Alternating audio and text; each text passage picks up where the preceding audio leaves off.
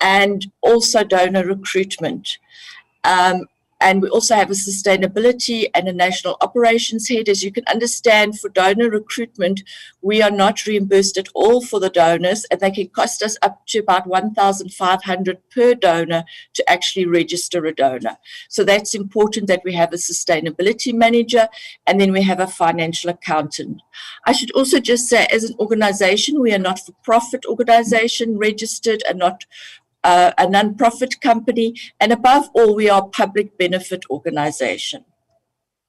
So the SABMR has been supporting South African patients since its inception in 1991, and this year will be the 30th year that it's been in existence. So this is not a new organization.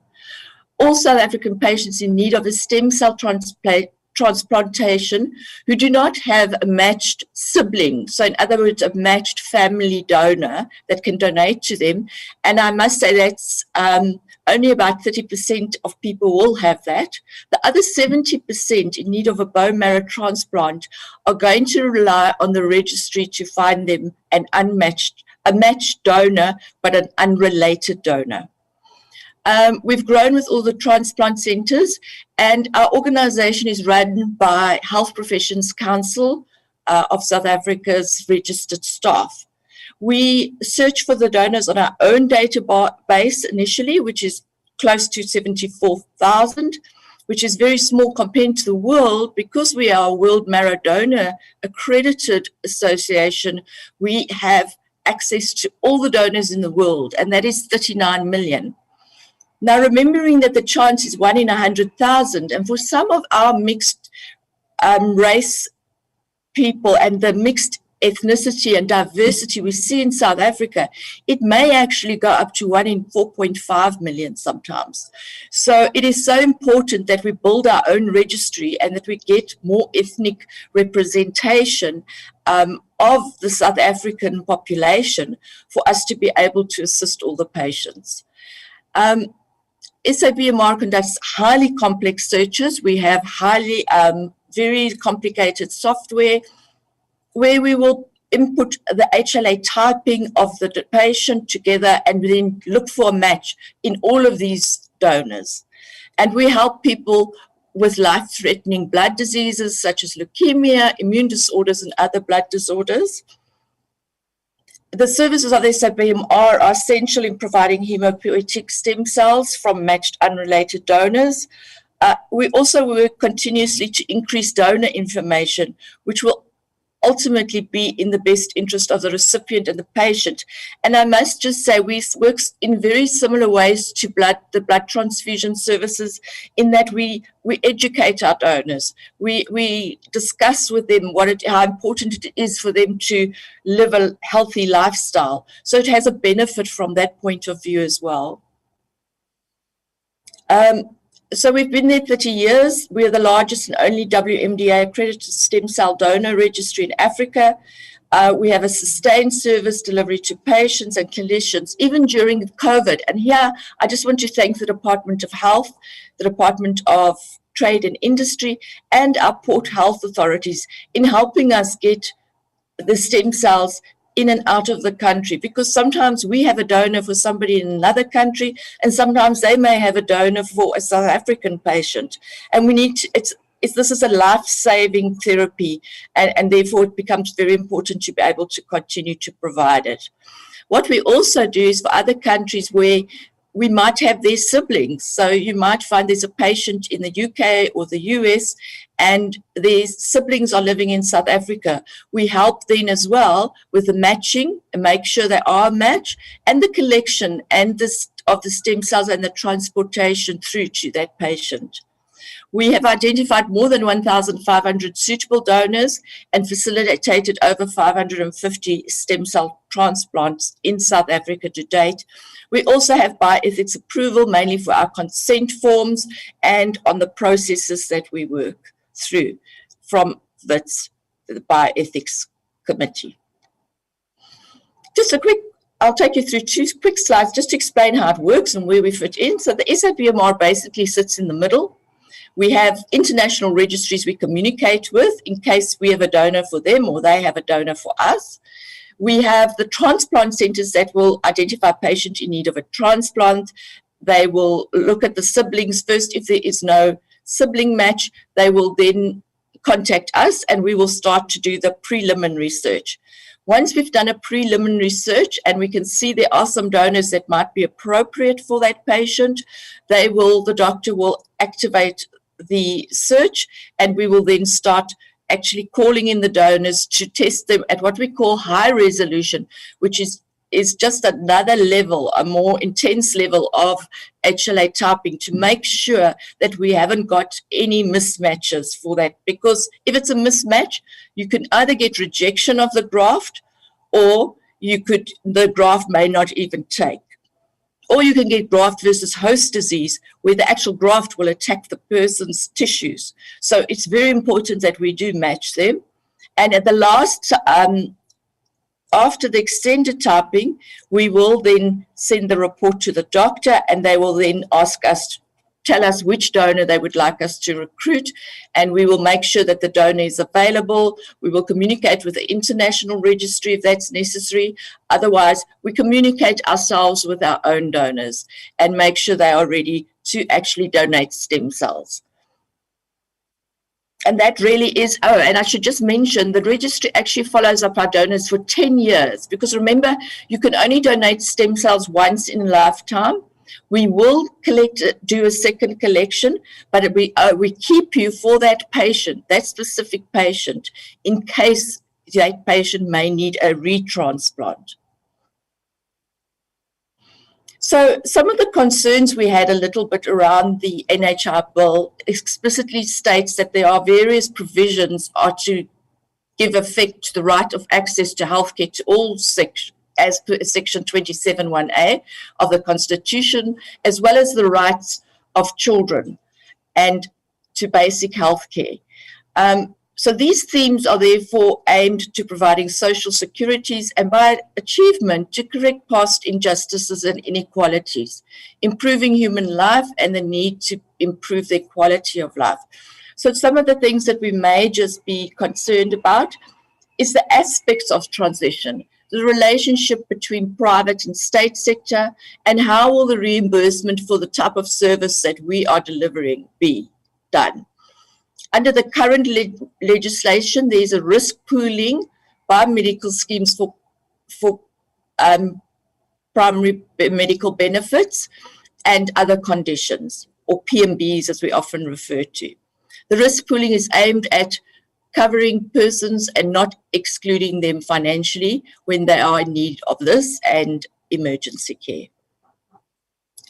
How will this work in the state? We're not sure. How will it work with NHI? We would just like, a little bit more information around how it works and what we perhaps need to do to get there. It is included as PMBs are included under the treatment, transplant, should I say, is considered a part of the PMB for the treatment of acute leukemias, other genetic disorders, sickle cell disease, for example, sometimes a thalassemia, and also SCID, which is an immune deficiency disease in babies, CLL, if there's recurrent relapse of the CLL, and so it is a PMB. It will mean, which is why the medical aids do reimburse us. It will mean that equal treatment sometimes, though, might not mean in reality, and I'm sure you face this in many conditions.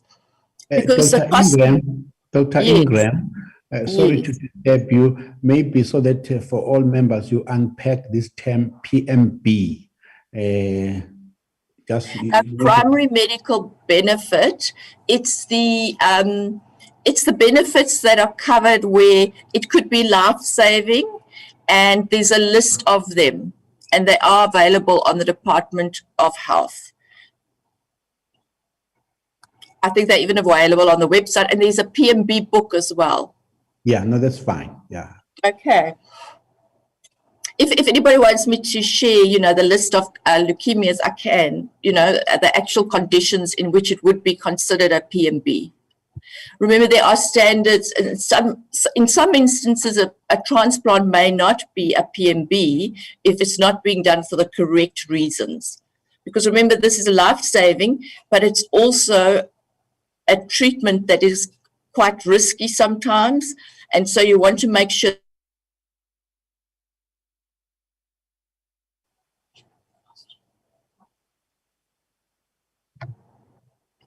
Can you hear me?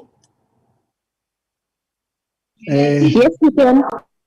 Sorry, I thought maybe you lost me, but I'm just checking that you are still with me. Yes. Yeah, we've got a bad storm. I'm in Cape Town, so we've got a bad storm here. So sometimes the Wi-Fi does break up in our office. So I'm at Groote Schuur Hospital, so yeah, you can probably understand that. So please just send us a chat or do something if you can't hear me.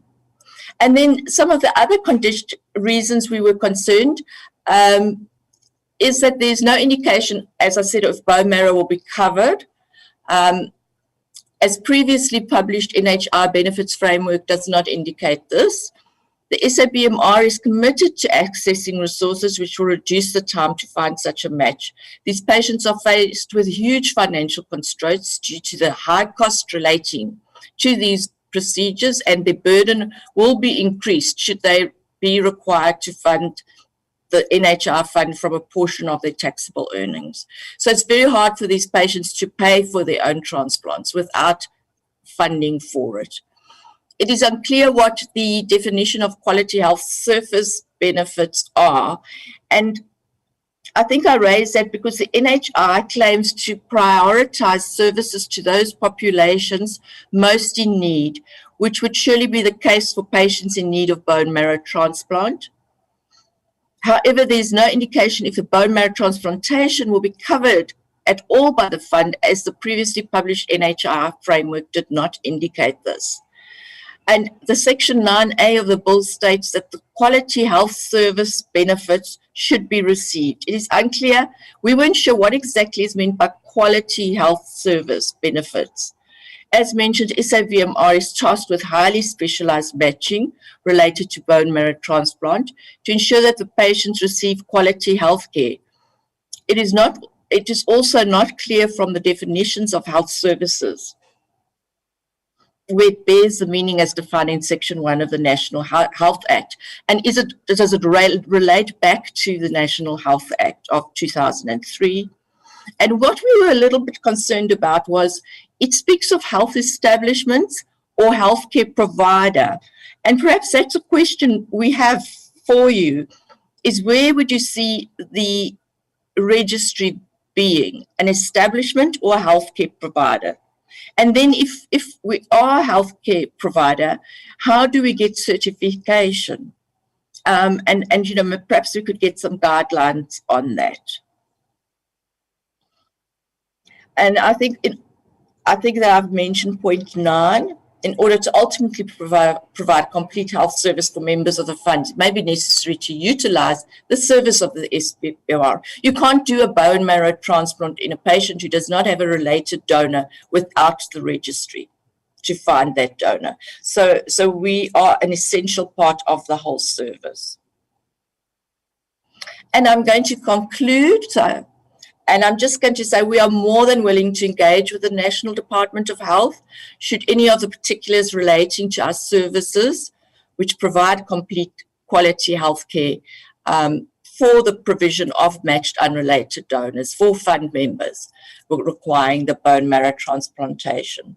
And so if there's anything maybe that is unclear, we're very happy, you know, to sit with the task team if it needs to be looked at in more detail, whatever needs to happen, because we would really like to be able to continue providing this essential service for South African patients.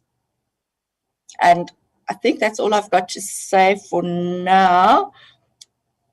And I don't know if there are any comments or questions. Yes, Dr. Ingram, there will be questions and comments. I think there are members, I would like them to raise their hands. Let me just check if there are hands that have come through Let me see. Oh, my goodness. Good morning, please. Okay, let's start with the Honorable. Okay, people were thanking our secretary for sending the document, but I have not seen the hands. While they are raising their hands, it would be happy. I would be happy, Ms. Dr. Ingram, to just guide me. I'll come Honorable to you. Chair, I'll come to you, ma'am. I'll come to you now. Just to educate us a bit as you start, some of the members in this platform are blood donors. Now, when I donate, I go out, I give, and I go out. Now, does it work out like that on a transplant? Do you only, because you don't wait for someone to match your blood donation, you just give and they are happy to have that. So with the bone marrow transplant, you only take from those who have matched and there's a recipient ready, or you also do have a bone marrow bank. But then you can answer when you start answering other questions. Honorable Ismail, you're number one. Any other member? Honorable Kela. I see the hand on the platform. Honorable Munyai, number three. Let me just check. Any other member would like to ask? Me, Chair. Honorable Jacobs. Honorable Dr. Jacobs. Yes, raise your names again here if I don't see your hand on the platform. Any other member? So we'll go with in that order. First one, Honorable Ismail, followed by Honorable Kela. The third will be Honorable Munyai. The fourth will be Honorable Dr. Jacobs. If no other member comes in, I'll be number 5. Thank you. In that order, members, just start and then the other one will follow after the other. Thanks. good morning, Chair. Good morning, everybody. Thank you for the presentation and thank you for the very good work that you are doing. I just have a few clarity-seeking questions, please. In slide 7.4, you mentioned that equal treatment will mean in reality a higher cost when a specific situation is concerned. Can you please elaborate on this point? Point number 2, my second question, are you saying it will in fact potentially lead to a barrier of access for this service? Please clarify for me. Thank you, Chair. My apologies, I didn't quite hear the last bit of the second question. Chair, if I may, are you saying it will in fact potentially lead to a barrier of access for this service? Please, can you clarify perhaps? Good morning. Thank you very much, Chairperson. Let me also welcome the presentation. Dr. Ikram, you mentioned that there is a currently risk pooling within the medical schemes environment. What are your thoughts about the fragmentation of the current risk pools within the medical schemes in the public sector and in between the medical schemes and the public sector? In your view, do you think the current health financing system is equitable and efficient? Thank you. Good morning, Honorable Chair. And my question is very simple. You have raised a concern that there's no indication that bone marrow transplantation will be covered at all by the fund. Are you aware that NHI benefits will be defined and determined by the Benefits Advisory Committee as indicated in Section 24 of the bill? The membership of the Benefits Advisory Committee will consist of technical experts in medicine, amongst others. I think it's important that if you look at the section of 24 of the bill, you will see what I've raised and be able to respond to it. Thank you. Thank you, Chairperson, and thank you, Dr. Ingram, for the presentation this morning. I have 2 questions for you. The one is whether you had noted as the SAMBR that in the preamble of the bill and its objects are to ensure financial protection from costs of healthcare and to provide access to quality healthcare by pooling of funding and risk proposed? And then would you consider this as addressing the requirement to risk pools, but in a much bigger risk pool for 59 million people instead of the PMBs, which are pooling only for 8.5 million people? And my second question would be on the definition of service providers and whether the services provided by SANBR are in the sphere of diagnostics or of treatment. Thank you, Chairperson. Thank you very much. Let me also thank you, Dr. Ingram, and whoever is here with you for educating us about things that you do and the work that you continue to do in the country and internationally. My question is related to what was asked by Honorable Munyai, but is based on a different section in the bill. I do appreciate that a lot of other, first let me indicate that the Department of Health is currently here, and I think you are correct. Please do continue to engage them because we are providing a highly specialized service in the community. It's not like a flu tablets or a antidiarrheal treatment. So it is probably a complex thing. So your continued engagement with the Department of Health will actually be of great assistance. If you look on Section 33 of the bill, where it touches on issues related to medical aids and medical schemes, it does give a bit of comfort that during this period where there's going to be transition as we move towards a full NHI, they will actually have that period, services should continue to be covered, and the medical aid will then still to be operational as we do that. But there's also an implementation, that's why it talks about later on playing a complementary role. Again, related to this committee that Honorable Munyai was raising, the Benefits Advisory Committee, it will be important to indicate going forward, where will this fit in this service that will actually be necessary for those specific persons. I've always given this during the time when I'm asked to talk about the NHI and the benefits, to say, look, it is not really conclusive on the bill what will and will not be covered on the aspect. And just to make a wide example, I always say, if I am interested on the liposuction and I'm told that it is not covered, I either still have to go and speak and write to the authorities, say, but I think liposuction is to be put in place. I always say, I'll probably think it is much better to buy you a pair of shoes, running shoes, and run and reduce the fat than maybe give to a liposuction as part of the service to be provided. So I think maybe what the bill is saying is probably not conclusive, but will indicate comprehensive, clinical, appropriately, and evidence-based services that will be determined by that committee to advise. So it may not be spelling out bone marrow transplant now, but I don't know whether maybe you do share that on Section 33, there's an open window there for committee members who are experts to continue supporting and giving their comments and advice as the finalization of the bill comes to fruition. Let me then give it back to you to hear your responses. Thanks. Thank you, Dr. Gloma.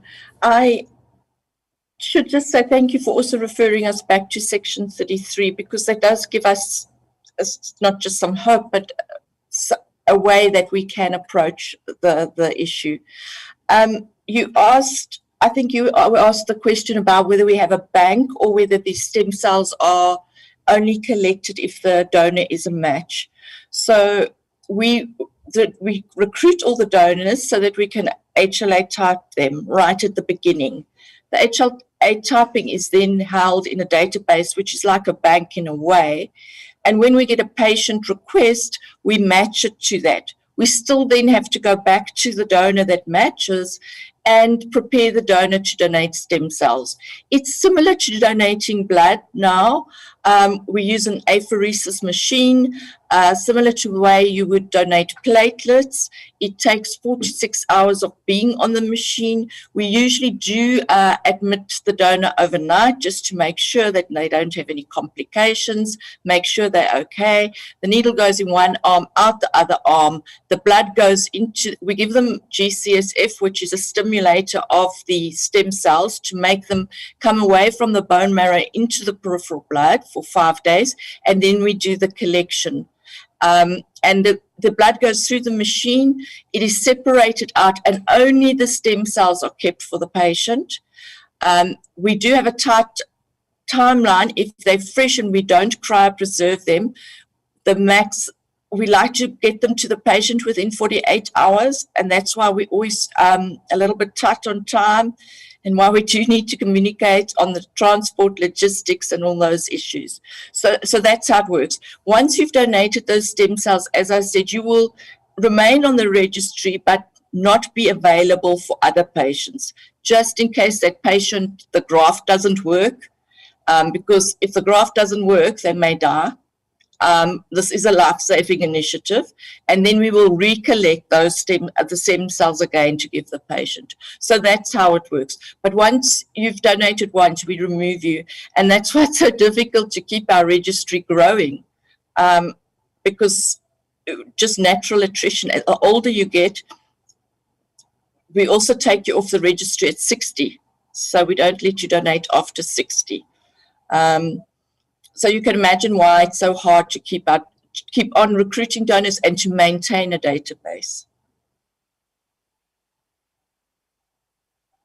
I think, does that answer the question? Yeah, no, it does. Just tackle all of them, Dr. Ingram, all the other members. All right. Yeah. Then the higher cost. So when this happens it depends where the donor is as to how much it's going to cost. The registry works on a cost recovery basis. So we will only put through the charges that we have been charged. So for example, if it's a local donor, obviously the flight to bring the donor down for the collection is a lot less than if it's an international donor. And that's why we spoke about international, where the flight will be much more. And also each registry has their own costing, and that registry will have a price to charge for their stem cells to us. And we will have to pay that to get the stem cells. So I hope that explains why there is a variance. I think, was it Dr. Ismail that asked, there was another question that you asked, will it affect the equality of services? No, it doesn't at the moment, and I will explain why. State will not pay for an unrelated donor for a patient. So we have a patient assistance fund, which we've raised with our own funding. And if we get a case that is reviewed by our medical and ethics review panel as a real case that needs, we will actually cover the costs of getting that donor and getting those cells to the patient, and the patient will be transplanted then in state. And this is where I come to, there is inequalities now, because not all patients can afford to pay for themselves. Medical aid, obviously they don't have medical aid state patients, whereas medical aid would normally cover the cost. Then a reimbursement by medical schemes. So we do have agreements in place with the medical schemes, and we work largely on a cost recovery basis, as I said, and every year we look at our costings. We base it on an activity-based costing, because we obviously need very highly technical and qualified staff to be able to do the matching, to interpret the results. And I think that question was also asked about whether this is diagnostic. So it's diagnostic in some ways, in that we do interpret the HLA typing result, but we don't per se do the testing. The testing has to be done in an FE accredited lab. So for that last lot of testing, we have to send it to Leiden. So that is costly. If our own labs could do it, it would be so much better. And then before that, we'll use a local lab. but they charge us for the testing. Cross-subsidization, we spoke a little bit about that, and splitting the risk. I think we all know that that's one way that the medical aids, they might, people pay the same amount of insurance, but they might cost more than somebody, and you will find that your younger people are probably not getting as ill, or not getting the conditions. And I think that's where the cross-subsidization probably comes in there. I'm not sure how NHI, and you referred to, I think, was it 24A? Maybe you could explain that a little bit to me. I haven't got it right in front of me now around that question. If there's anything else maybe that you would like to know around that. Or maybe the Patient Assistance Fund, the fact that we run that, does, in a way, is because with the medical aids, if they pay us, we try and use some of the, whatever we make a little bit on that side, we will use towards our patient assistance. We are not for profit company, and definitely also where else we'll use it is for building the registry. So that's how that all works. And have I missed anything out? I think Jane is just passing me a question. Pass it here. I should also just say, that's what Jane's just made a note. Some of them may not cover either. And those private patients will sometimes contact us to see if we can help them.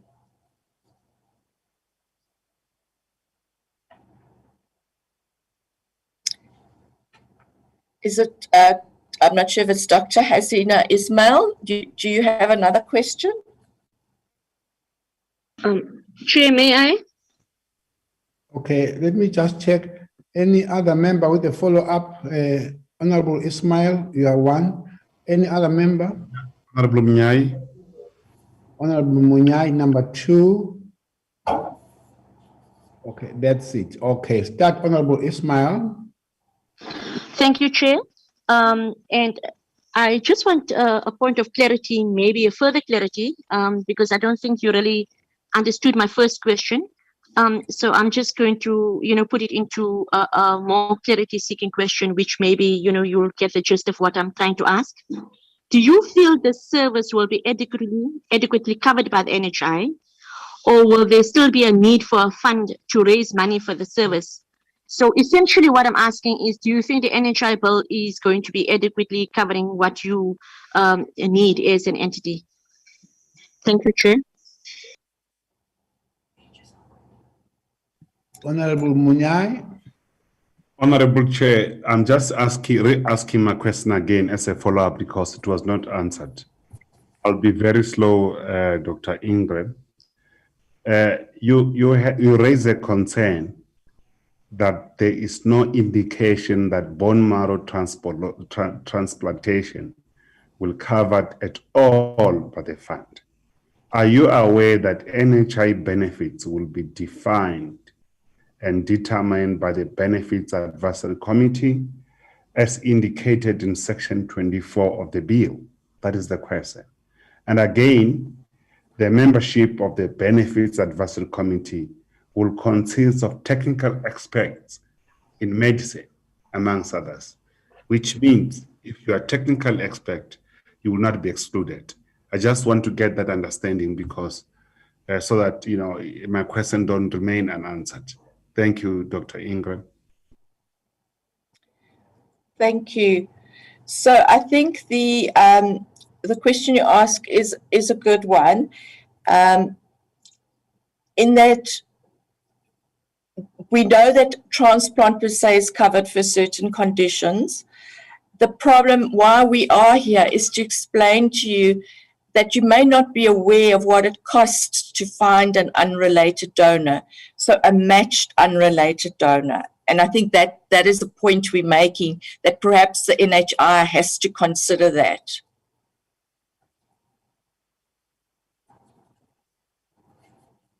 Yeah, no, go to Honorable Ismail's question. You remember when I asked mine, I said it's very related to the one of Honorable Munyai to say, and he actually says certain aspects will not be left out in that benefits advisory committee to advise and come in. And that is why I also want to commend you to continue engaging with the Department of Health in terms of those processes, because it may not be true that all expertise will be within the department. So some of these expertise will then be will complete that type of a committee.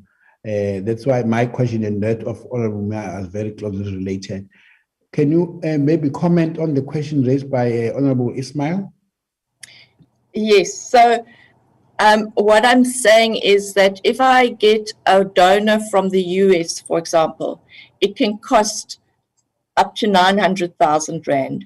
If I get a donor locally, it can cost 250 to 350,000. So there's a huge difference in the price, but it doesn't relate to the quality of the service or the service. It purely relates to the cost of getting those cells.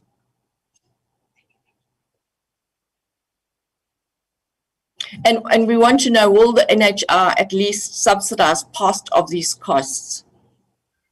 Okay. Yeah. No, those are some of the questions, Honorable Dr. Ingram, that I think we are noting, but we can also on our own interact with the department. Don't hesitate to continue engaging the department. Like I indicated, that your services is a highly complicated, complex one. Recording stopped. Yeah, so do engage continuously with the department. Recording in progress. We will also take into consideration the points you raised and then take it from there. Do you have any comments, closing comments from your side or any of the members that is accompanying you? I think just to say thank you for giving us time to talk to you. I appreciate your time, and I appreciate this forum where you openly discuss it. I had one question for you. I know it's the Office of Health Standards that has to do certification. We're slightly different to a hospital in the type of service we provide. Should we still go through the Office of Health Standards for the certification, or how would it work for us? Okay. Check with your sister organization, Blood Bank, South African Blood Service. I don't know what's the story, but also there's a question that is probably going to be best answered by the department themselves as to, do they extend the service of the Office of the Health Standard Compliance to cover your services too? We may not, if we do find an answer, we'll still have to ask them ourselves, but you could also directly ask the department also. Thank you for that.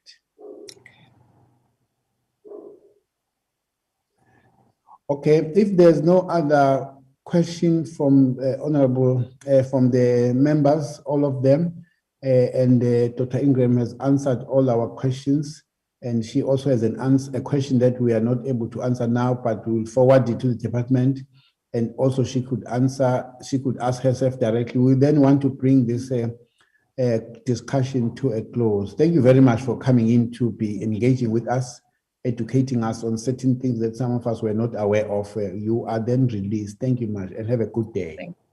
Thank you very much. Yeah. Honorable members, we'll take a 10 minutes break while we check if Aresh Bophelo can be coming in earlier than the time slot. 10 minutes break, Honorable. So we'll reconvene. Sorry, Chair. They are already on the platform. Yeah, no, okay, let me tell you a story. As soon as I said we take a 10 minutes break, I saw one honorable member who I won't give his name here on the public platform saying to me, good job for taking a break. Let us take the break nevertheless, at least until 11:05. We'll then start with the Aresh Bophelo. They could then start putting their information there. Members, just a coffee break, make a cup of coffee, come back, including that member who wants to do a cup of coffee and something else. Don't do that other thing. Just coffee and come back. Thank you, honorable members. Up to 11:05. Thanks.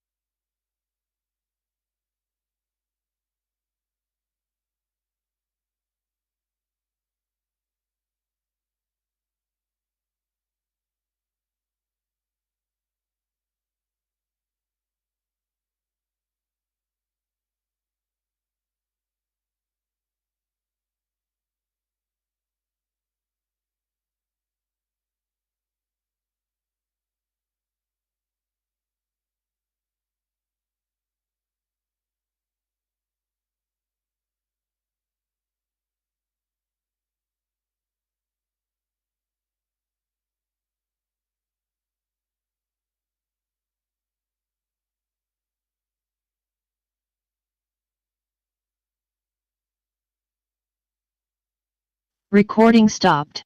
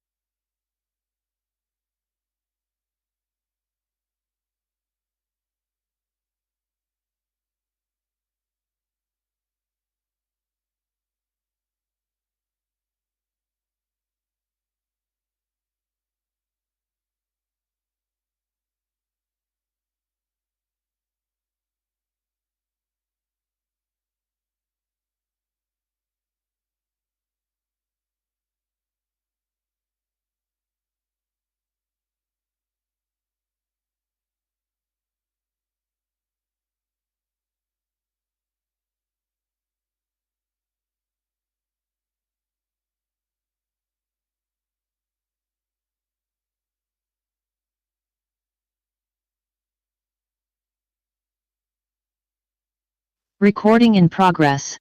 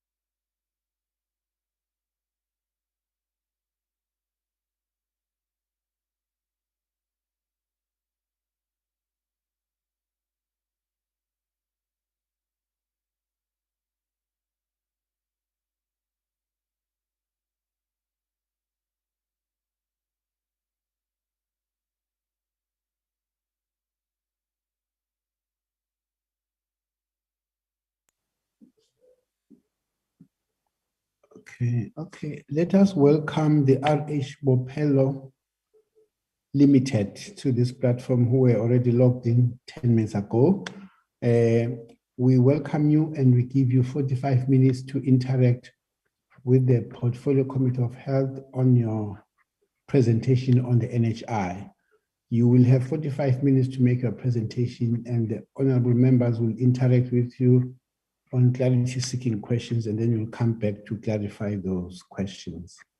Your 45 minutes starts now with your introductions.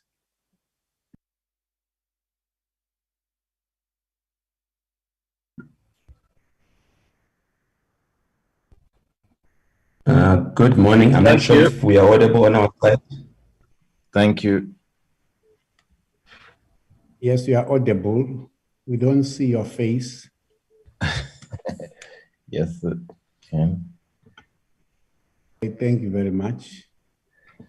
Thank you so much. And on behalf of RH Bopelo, for allowing us to present to yourselves in this very important matter for the nation. With me, I am Quinton Zunga. I am the CEO of RH Bupilo. RH Bupilo is a listed Johannesburg JSC healthcare company, Black-owned, a new group, small, focusing on affordable healthcare for the lower end market. With me, I have my CFO, Dion Klaber, as well as my CIO, Mr. Colin Clark, plus partner in our company, Dr. Murray Haynes, and our accounting and technical advisor, Kaya Sitole.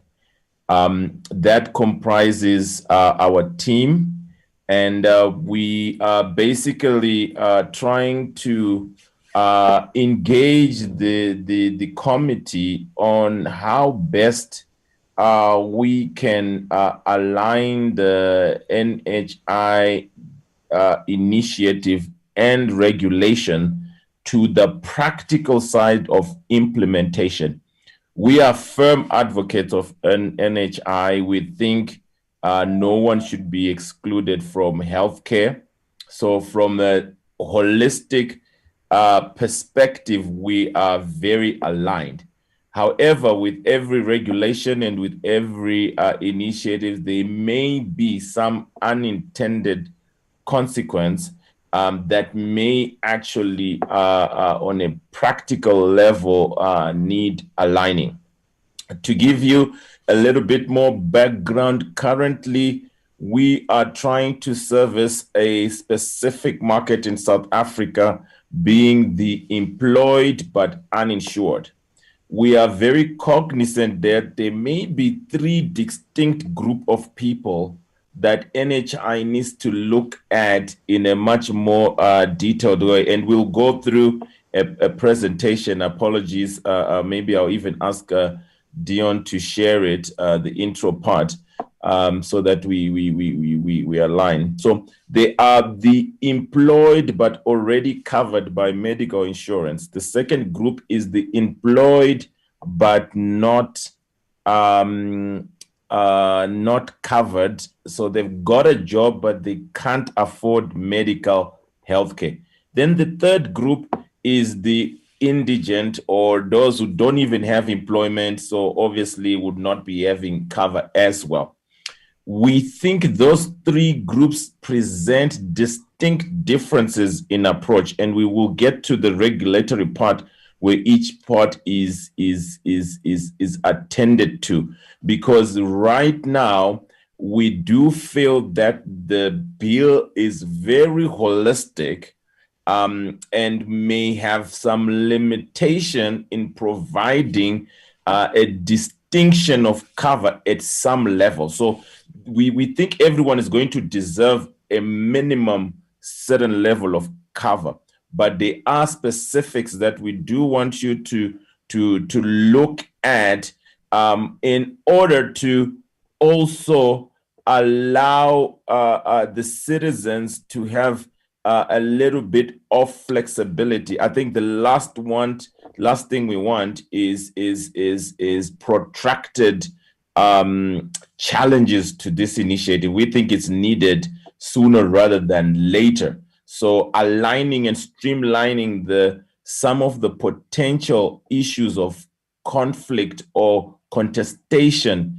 is something that we can opine on, or not opine on, but give our views on from a hospital operator perspective in this regard. Before I go on to the presentation, I would like to say we see ourselves as RH Bupilo as a enabler company, i.e. we do think there is a lot of scope for private sector to be much more facilitating for this to happen. I think for us, this initiative comes at almost at a watershed moment coming from the challenges of COVID-19.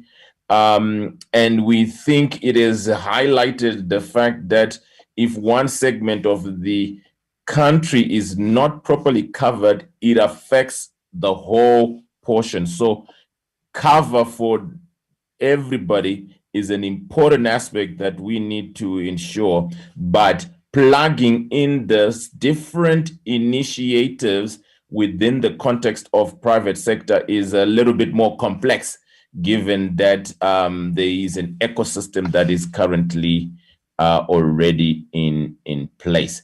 I would like to hand over to my CEO for now. I've given a broad context. He will go through a little bit, and then we go to specifics in terms of the issues we want to raise, and then also leave some time for questions. Is that okay, Dion? You want to take it from now?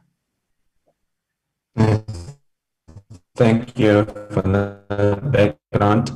So there's a presentation that we shared. I realize that I can't share on my side.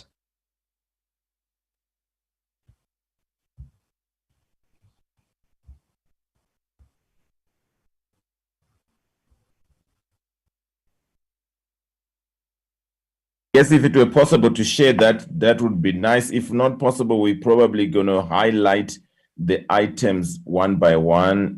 Chair, is that okay? Is it possible to share, or should we? All right, thank you so much. Thank you so much. Okay, all right, so we've gone through, yes, we can already scroll down. We've already introduced the team. I want to go to the next slide. Right, and we introduced the company as well, that we currently, I think one thing we didn't mention, we currently invested in 30 hospitals. So we do have quite a diverse view of understanding of our hospitals. And more importantly, our hospitals are in the peri-urban and rural. So our exposure to the peri-urban and rural community is something that differentiates us. Thank you very much, Kaya. We can go to the next one. Right. I think we also mentioned that the participation of private sector, we think there is important nuances that we can get this initiative and the bill to be very aligned with all hands on deck in order to improve healthcare services, as well as fund this initiatives in a better way. We can go to the next one. I don't want to repeat myself.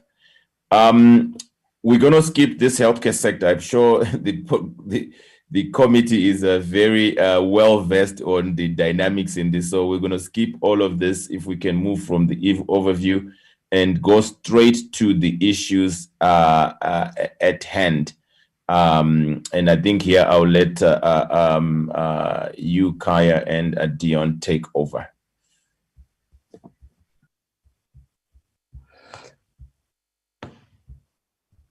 All right, thank you, Quentin. So we've broken down the discussion cycle, and obviously looking at the introduction, assessing the key issues which are currently in the bill, looking at more the constitutional issues that we think might be an issue in terms of implementing the bill. And we made some comments on each aspect of the bill. So can you move to the next slide?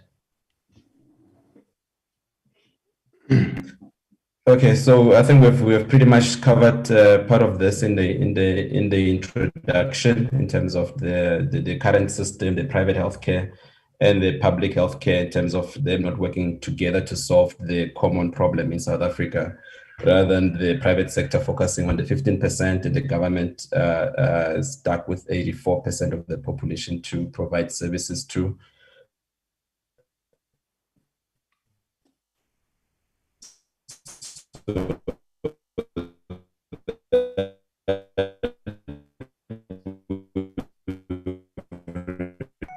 Oh, we can't hear you, Dion. Yep, I think you have a connection problem there. Yes, maybe Queen, you must take over because we can't hear. hear. Really touched on. We just want to. Yeah. Dion, let me take over because I think the line is not that great. I guess here the slide we're talking about the tiers of the two-tier system of the insured and uninsured, but we did break down the employed but uninsured as a specific grouping within, making a kind of three groupings in this vessel and the indigent. So we do understand the pulling of resources from NHI, and we do have some things that we want to talk about. Can we go on to the next slide? So the bill currently, we know it covers the powers of the fund, the function of the fund, the governance, purchasing framework, and the utilization of resources and undesirable practices. I think this is a very broad and important coverage, so effectively touches on all points. And where we are going to focus on is specifically where the issues might be refined. So I think we need to set the scene that we are not critiques per se. So we're not trying to critique the bill. Our purpose is to align it and introduce some private or operators' perspective in how this can be done more efficiently in order to get the country forward. Thank you. Next slide.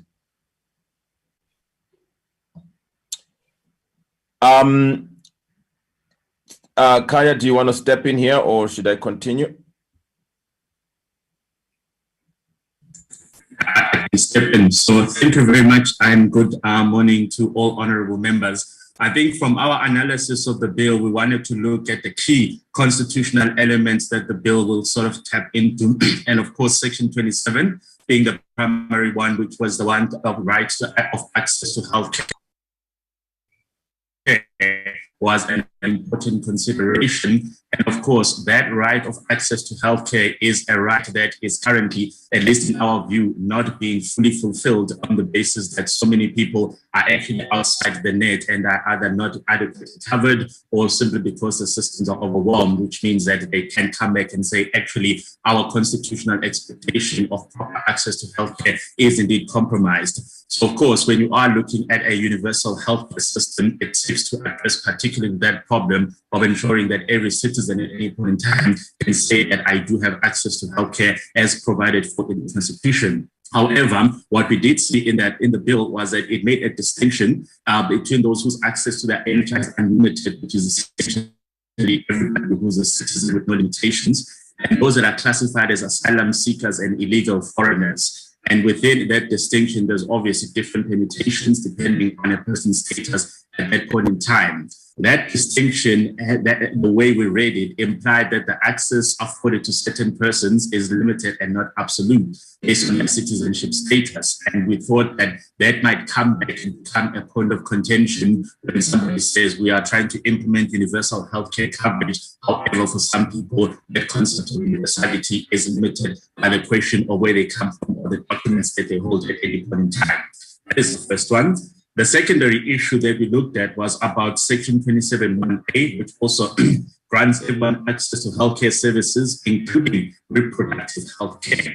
Now, what we then saw is that if persons that are mentioned in Section 4(2) of the bill, asylum seekers and illegal foreigners in particular, were to approach NHI accredited facilities, they'd only be granted emergency medical services and services for notifiable conditions of public health concern, or reading of it. In that end, we believe that there might be an access vacuum that emerges then when an affected person, being a pregnant woman, for example, is denied access to the facilities on the basis that that condition is not an emergency, and yet the child to be delivered is immediately entitled because that child, obviously being born in South Africa, is not subject to the document limitations that we highlighted earlier. So on a practical level, that may create some tension points at the point of delivery, but I suspect that by the time the bill becomes effective, that would have been addressed in one way or another, but we thought it was key to highlight it because we did pick it up when we were reading the bill. The secondary issue was that from our reading, the bill has indeed followed the spirit of the Constitution in relation to inmates, and that's going to be covered by the fund, and we do strongly believe that is the right way to go. And the reason that emerged is obviously there's always a question that people tend to conflate the fact that people who are incarcerated are by default already being limited in terms of their full enjoyment of all other rights that we can enjoy. And sometimes the question becomes, why should healthcare not similarly be limited? And we do not believe that it should be limited, because access to healthcare should not be a question of where you are within the country's ecosystem at any point in time. Another last point that we thought would highlight is that in relation to the key practical health issues that we witness every day, we do think it's important to ensure that treatments like ARVs, pre and post-exposure prophylaxis treatment that is of great need to rape victims in particular and victims of sexual violence is specifically mentioned as a type of treatment for which no exclusions exist. And I think some members may be aware that there's also a process going on in looking at the questions relating to sex workers, for example, and some of the stigmas that we've identified relating to how sex workers interact with the healthcare system is that people may feel a bit uncomfortable approaching a particular healthcare facility because everybody else can see that if you go into that land, then this is what you need to be able to do. What we are hoping for is that within the NHI bill, it will be very explicit that access to those particular resources is unlimited for all citizens. And why that becomes important is that if you look at the research and the data relating to people accessing pre-exposure treatment, for example, when they have been exposed to sex. Hold on, Mr. Stolle. Mr. Stolle, your voice is accompanied by another noise. I don't know what it is. Unless someone else amongst us is not muted. Can we all mute so that you can then limit that noise to be only coming in from Mr. Stolle? Thanks. Okay. Thank you very much. I hope that it has improved a bit.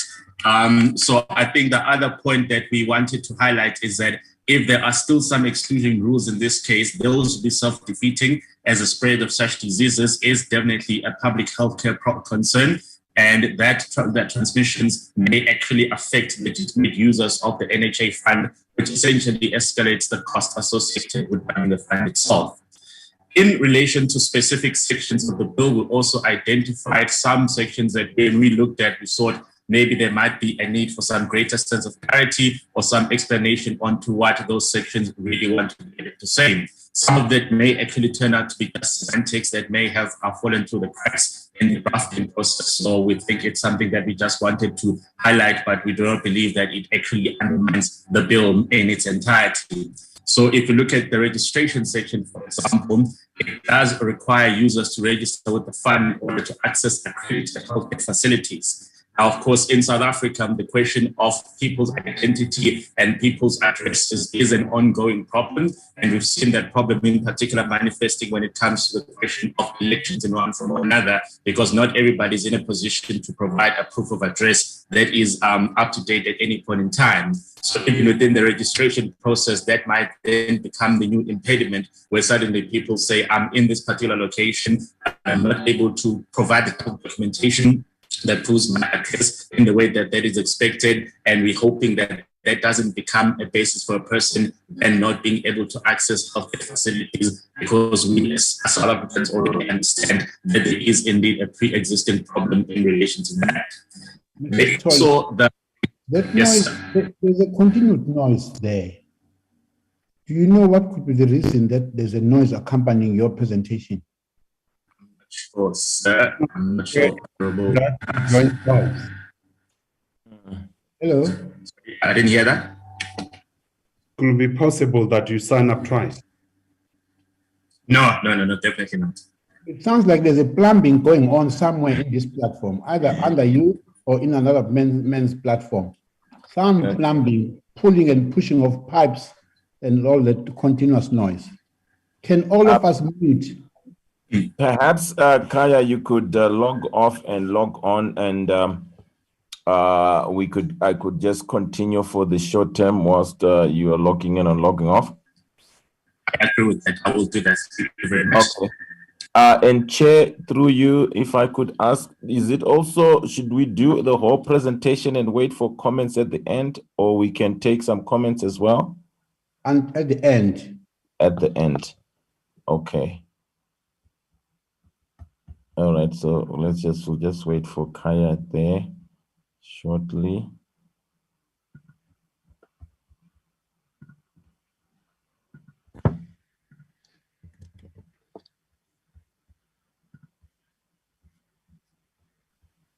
Yeah.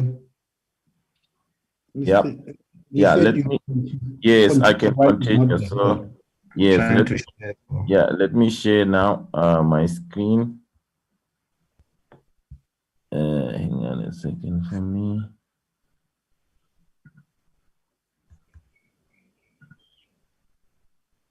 I don't know if that is all members can see it. Yeah, put it on a slideshow. Yeah, and then I'll get back to the section that we were with Kaya. So I guess the issue we're talking about was around the registration, and trying to also align this to the practical issues regarding utilization. We do know that definitely the key operating mode is, if healthcare is going to be provided to everyone, then the registration should be as simple as possible. And we do know that even from, I think we've seen even from the issue around the vaccine, that you could actually find that what is supposed to be an easy process should be becomes very difficult. In this regard, we do think there is need for ability to register from everywhere. Again, we do think limiting the registration to accredited health facility will, one aspect that we can give you as an example, let's say a person has never actually used a medical facility, so has never gone to one and never registered, right? And is involved in an accident. So that point of engagement with the system is on the emergency and trauma. But if we allow the ability to register to be very prevalent, i.e. increase the location of your registration to what we have now, including the banking channels, the shopping channels, it will allow a much bigger uptake and utilization of the facility. In addition, it will provide the fund with better data as to the location of their users, because one of the very important things to note is that you're going to have medical facilities, but they're not as prevalent as where the patient is at. But ability to get this information on a broader spectrum is important. I think the issue of section 5.2b that indicates that a child that is born to a user is granted automatic registration. I think it also has caveats, and I think Kaya was mentioning to it that there is a distinction between what happens to the mother in terms of medical registration and what happens to the child. It will have a contentious issue because you might have a differing constitutional imperative that you need to address, and it is very difficult at a certain point to distinguish the difference between those two patients, in which case you put the onus on the medical facility to provide differentiated services. I think practically implementing this will be a challenge. I think the members would be we would implore them to look at it, that if you are actually going to provide this, you provide this with a holistic package, which is what happens to maternal care, is that it's a package. The mother goes in and the mother's provider says, until the mother leaves and the child lives separately, we don't necessarily break the two and remove one or differentiate the other. Kaya, let me know when you're back and you can pick up, and hopefully your sound is better. Are you back? Continue. He will indicate Okay. when he's back. Okay. All right, I'll continue. And I'm cognizant of 45, so I'm going to rush through a little bit. So I think the ability of the users to purchase health goods that are not provided by the fund is definitely going to be one of the issues there. Now, our view is the key thing is to provide a minimum service to everyone. And we are particularly of the view that it does not detract from the ability, should not detract from the ability of other users getting enhanced services. As you know, as if we work by what currently happen in the what currently is the minimum prescribed benefits in the medical aids bill, it is quite an expensive set of benefits. Now, what we're saying is that the state should look at a tiered approach. The state should look at, firstly, we say they are the indigent that don't have any kind of ability to acquire anything. There are those who are employed but can't afford, and those who can afford.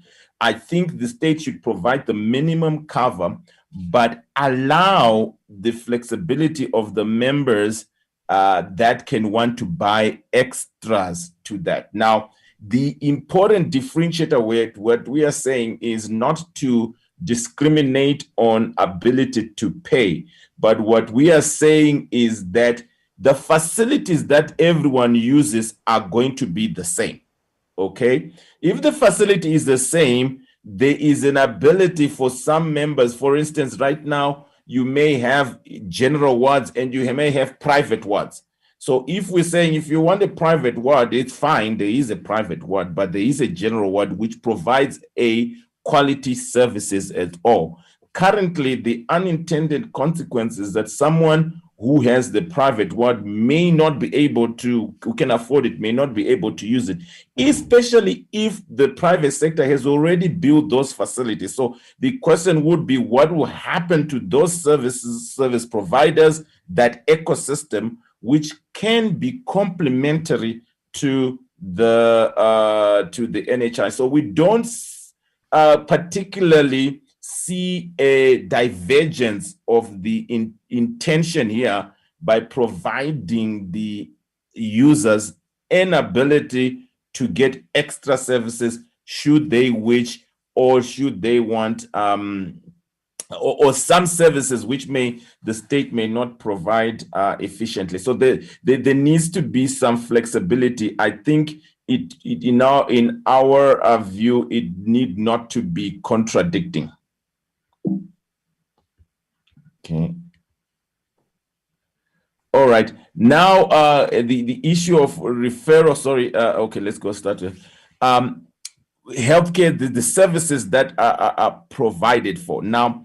We all understand that medical facilities are very different. Now, when the NHI bills and there's a minimum required service levels that they're going to give, we would like members to understand that you've got to make all these facilities available in a national basis, and that is not a small undertaking. I think we currently know that the public sector is stretched. The private sector does have facility, but the contracting platforms have not been efficient, as well as the concentration of those facilities have been in the urban centers. So we would like the members to consider the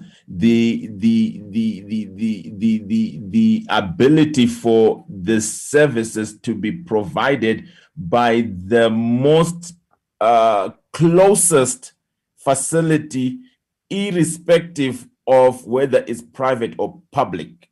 Because I guess the key thing that's going to happen here is that you wouldn't want to travel 100 kilometers to get the service that you have been promised when there is another alternative that could be fast. So the important thing here is a very big alignment with the public facilities and private facility in providing the ultimate patient with a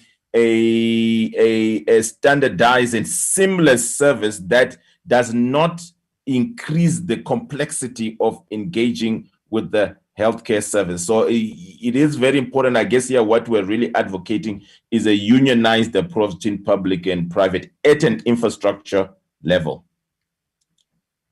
Okay, so I go to the next one.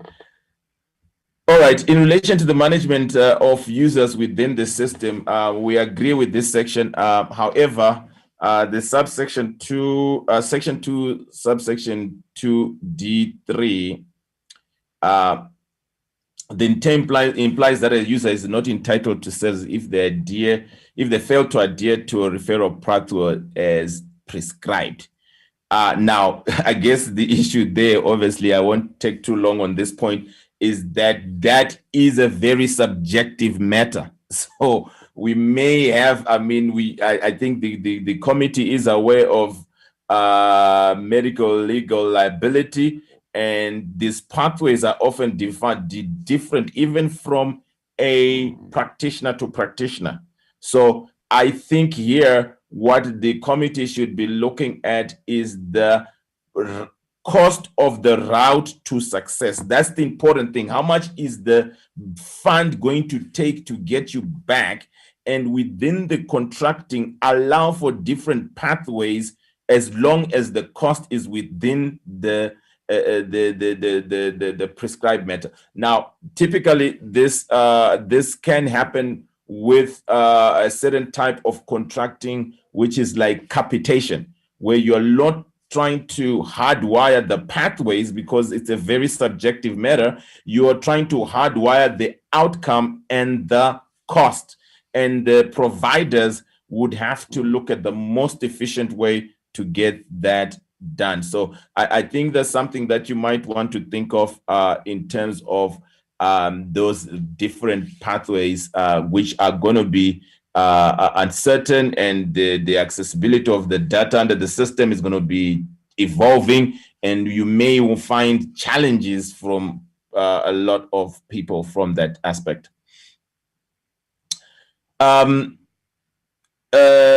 Section 7.2e relating to contracting with accredited providers, I think it provides for the basis for contracting on the healthcare users, needs of the healthcare users, and accordance to referral pathways. We think that at inception, it may be difficult to administer as these pathways are going to be developed and are evolving. So one of the things, like I was saying in the previous matter, is if the emphasis is on the pathways and the provider providing the pathways, that's a very more complex look at it versus an emphasis on the outcome and cost of the outcome. So this one puts the onus of establishing different pathways in a very systematic way at the inception. And we know this may be a challenge and may delay the efficiency of the fund in the beginning. Now, already we do know that we do agree that there are some pathways that are evolved over time under the medical aids operational platforms. But again, if you're going on a national basis with national outcomes, one would want to see the accredited providers being given a lot more flexibility on how to deliver the service that the state wants to. And the state becomes, or the fund becomes an arbiter of quality and prices, but not necessarily every pathway that needs to go forward.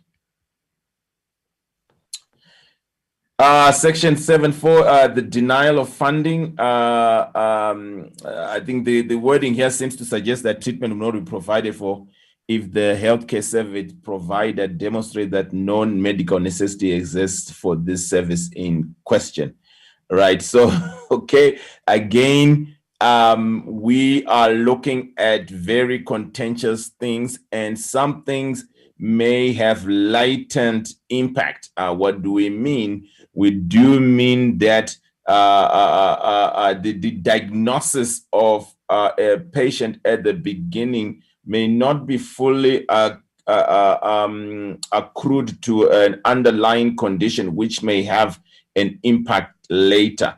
I do think the denial of service needs to be a little bit more documented, the circumstances, to avoid a situation where someone is denied service and indeed a situation develops along the road, and the fund will now be faced with the challenge that you were not able to provide funds. You've taken on a constitutional undertaking to provide services. So obviously all the related challenges ensuing it's a liability that would be challenged to the fund. Now, what we are saying is that we need to avoid this fund being stuck in lots of medical challenges and liabilities, as we've seen it has encumbered the current public sector. I'll just wrap up now and try and see if I can quickly. Do these quickly for you. Yes, please. Thank you. Thank you. Thank you, honourable members. Thank you, Chair. The last three sections here, and the Section 8 cost coverage relates a lot to what Quinton was saying on the previous section 7.4 with regards to what's deemed a medically appropriate benefit. And I think the two key areas that we want to discuss here is the way that Section 8.2 currently reads may be overly restrictive, implying that there needs to be a voluntary medical insurance or other medical scheme. It doesn't allow for a cash-paying patient. So we believe that this might be read better as through a voluntary medical insurance scheme or any other means. And then the other element that we think needs some consideration here is around the third denial, which is when a medical benefit is deemed inappropriate, as defined by the Benefits Advisory Committee. When we read Section 25.5, we see that this is a consultation process in conjunction with the Minister and the Board and the health service benefits providers. And so it's probably best seen as a strategic oversight as opposed to a operational function. For that reason, we propose that potentially the clinical decision-making should be left in the hands of the healthcare service provider who are on the ground with the patient, but in accordance with strict guidelines and overview provided by the Benefits Advisory Committee in determining what's the appropriate level of care and benefits provided. And thank you, Kai. If we can move to the next section. And this section deals with the role of the medical schemes. And what we're seeing is that currently the wording limits the ability of the medical schemes to provide insurance cover for areas when it is not covered by the fund, i.e. those areas of denial that we mentioned in 7.4 and 8.3 above. We believe that to some degree this might be antithetical to the Constitution in terms of the freedom of choice and association, and we should probably have a closer look at that. I think what the NHI still needs to leave scope open for uncredited facilities to exist as written in Section 5.7, and this prohibits the medical schemes from providing a full suite of product functions. It's only allowing for the servicing of certain elements that are not covered under the fund, which may be problematic for both the sustainability and the ability to provide a full scope of service by the medical scheme covers. Secondly, there needs to be, sorry, just the previous section there, Kaya. The last one is just around some potential additional conflicts that may arise where an individual is registered with the scheme, with NHI, but is unable to access benefits for the following three reasons: the qualification exclusion, the administrative exclusion, and the service exclusion. We need to take a closer look at that and understand what their alternatives are at that point in time if they're unable to access a private medical scheme as the current wording states. And we also need to just read in that the last point there is that SARS is within its rights to cancel the medical aid rebate, and this has a significant impact on the affordability of some of these alternative measures for some of the people to access. Thank you. The last section, which is a key section, talks around the chief sources of income, and principally one of the leading proposals is around the medical aid rebates. particularly the reallocation of the funding from the medical scheme tax credits. And we understand that to be the key mechanism of transfer. What this implies is that it's facilitated through a tax rebate and tax credit system, which is premised on the fact that people belong to a medical scheme. We don't believe that everyone will be belonging to a medical scheme. And we need to also account for those out-of-pocket expenditures and how to determine the threshold at which point those tax credits are accrued and whether that falls away completely. The writing of the bill currently basically means that Section 6A and Section 6B of the Tax Act will essentially become redundant, as there'll be no tax credit relief there.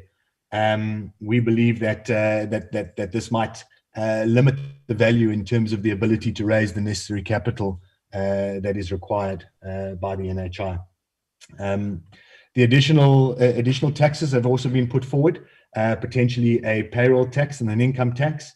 The concern there is that there might be a disproportionate level of coverage burdened on the employed citizens, and there might be some negative effects as a consequence.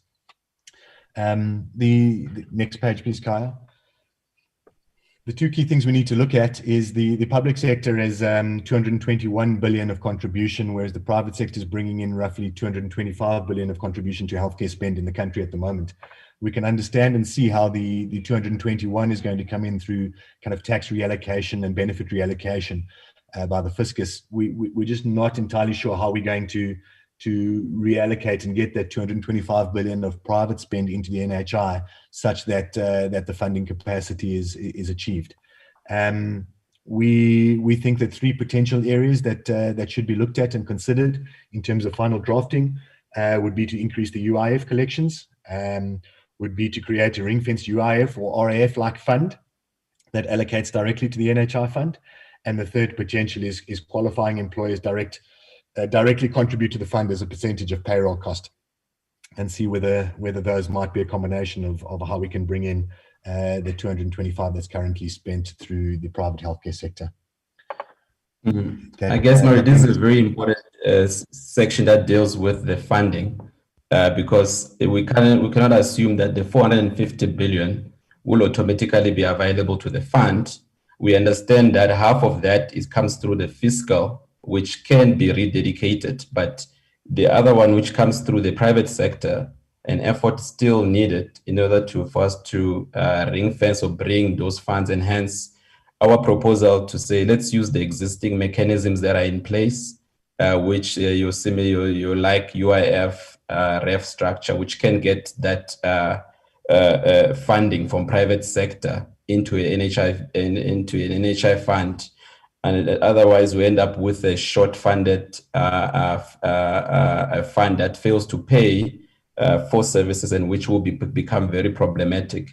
Quentin, do you mind going to slide number 4 so that we can conclude? There's just something that I wanted to highlight, that the current problems in the healthcare system, which the NHI, we think, and this is what we've been seeing as a company that is currently in the healthcare. It's slide number 4, Quentin. Just go up. It just summarizes. Okay, slide number 4. Okay. Yeah, this one. So one of the things that we've been saying, because our role is to generally partner up with new entrants, with doctors which want to develop practices or hospitals. So in terms of the new entrants, it's always been hard for Black entrants to have space in the sector, because they have to raise a substantial amount of equity, which has always been difficult, given that there's no market at the beginning. So with the NHI structure, that those development can be facilitated through the NHI fund in terms of knowing which areas need additional development or need additional infrastructure, so that by the time when the new infrastructure is put up, we know that there's sufficient services in that particular community, or a gap in terms of servicing. The second one is the provision of healthcare services. So currently, unfortunately, in the current, whether it's private or public, the competition is not really based on good quality services. It's mainly based on what the medical aid tells you where you need to go to get servicing. So this you can see based on the different types of options that are available in the medical aid, where some of the options are comprehensive, which in most cases you can go to all the hospitals. But if you are sitting maybe on the lower ended products like your key care, you cannot go to any hospital. Sometimes you are forced to travel out of where the community where you are in to go to another hospital where you can avoid co-payments. So we think with the NHI, the quality will be more emphasized because there could be a potential assessment with the vetting committee that look at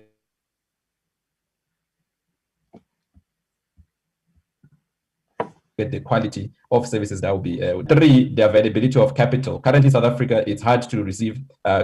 Quentin, the previous slide. Yeah, in terms of capital, so we've seen that the banks have been reluctant to put money in the healthcare, and equity has always been not readily available, which makes it so hard to have sizable investments, especially in the rural areas, especially in the peri-urban areas. So with the NHI, it means that the market would now be coming mainly from the rural areas and the township where you have a concentration of most of the population, which means that now there will be an encouragement of additional development into those areas, which lead to additional new jobs that will be created through this, the creation of the NHI.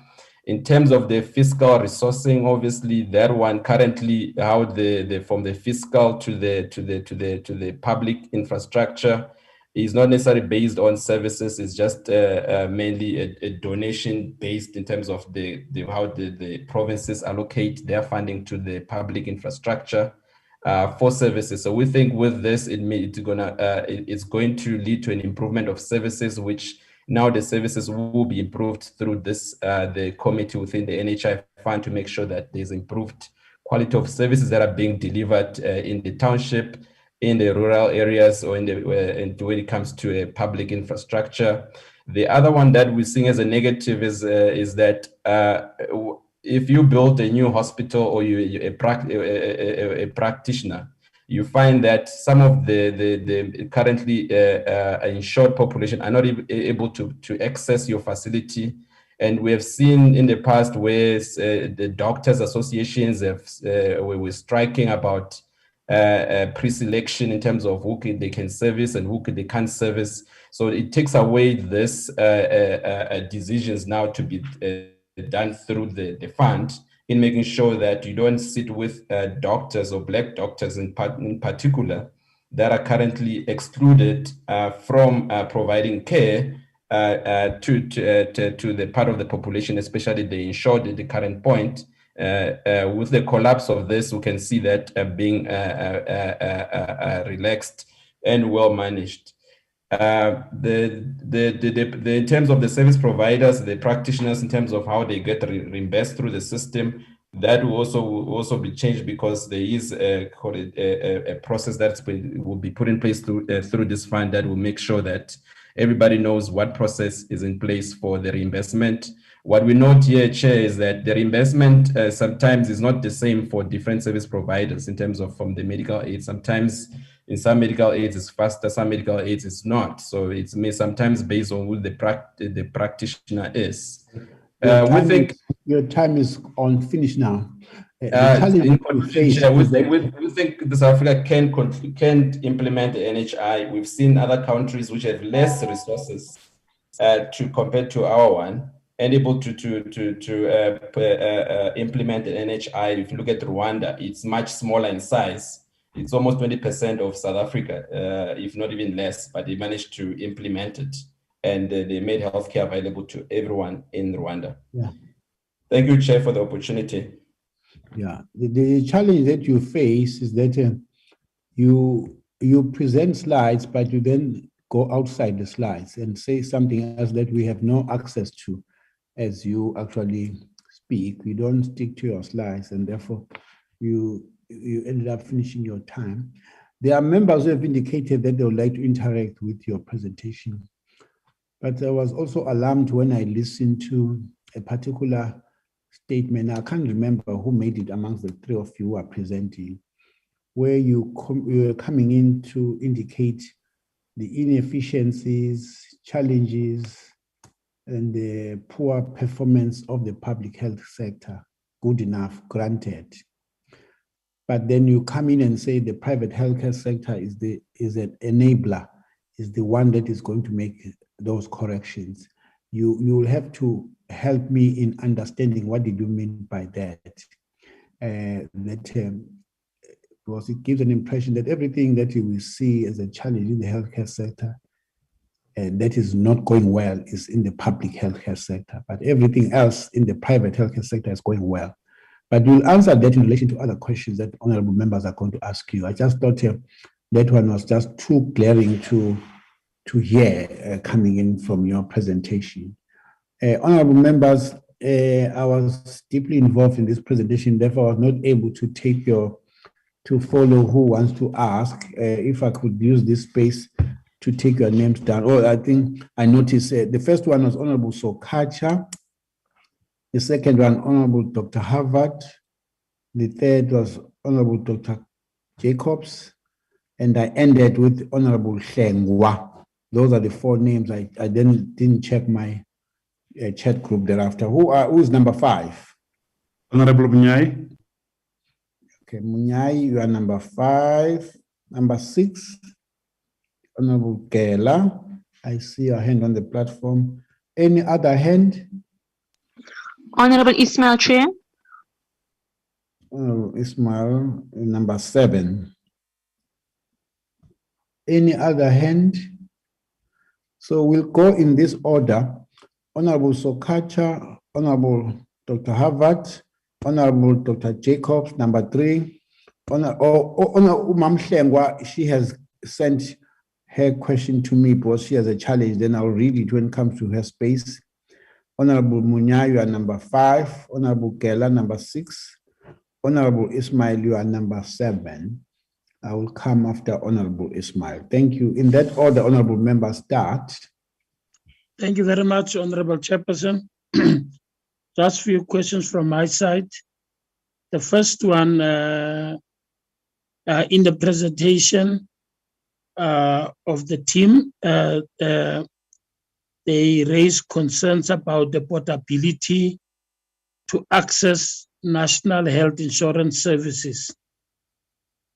Section 7 of the bill states that services will be portable.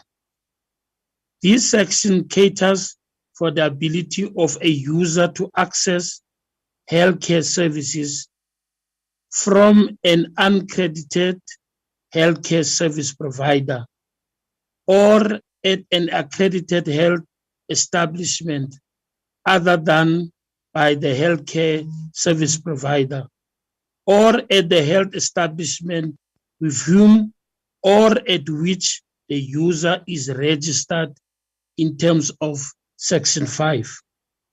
Is this not covering your concern about portability? Then my second question, Honorable Chairperson, is on Section 49 and 50.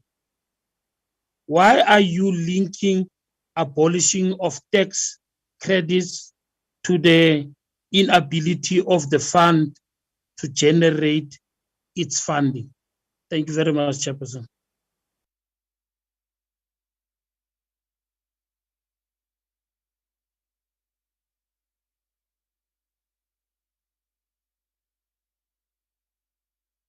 Dr. Harvard, I come back to indicate after the member is finished, you then take over, please. Thank you, Honorable Chair. I only have one question. Your request for the publication of the NHI Fund Health Services is noted. Is this not taken care of in Section 25 of the bill, which outlines the role of the Benefits Advisory Committee? Thank you. Thank you, Chairperson, and thank you to the presenters this morning. I have 3 questions for them. The one is on the funding for undocumented migrants and asylum seekers.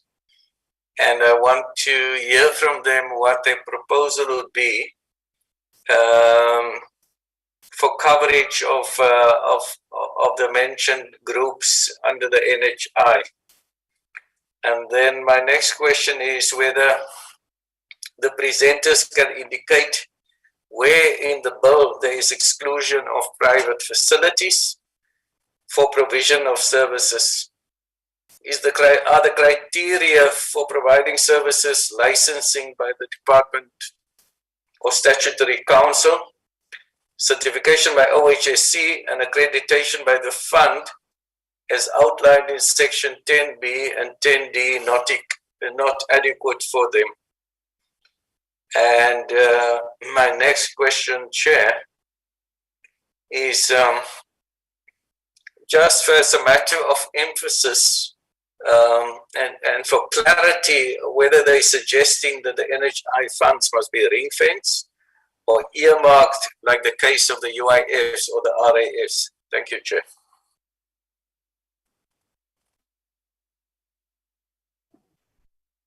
Honorable Chair, thank you very much for this opportunity.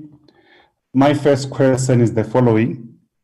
We are very happy to see that you provide a service to the so-called low-income segment of our population. Under the current status quo, what percentage of your revenue is from medical scheme and what is from cash or out-of-pocket payments? And if you may share with us, please, what percentage, if any, of the out-of-pocket payment do you write off? That's my first question. My other question, second question, Honorable Chair, is the following. What type of investment has RH Wupilo put into the provision of healthcare services into rural areas? That's my second question, Honorable Chair. My other question that I need to put forward right now is the following.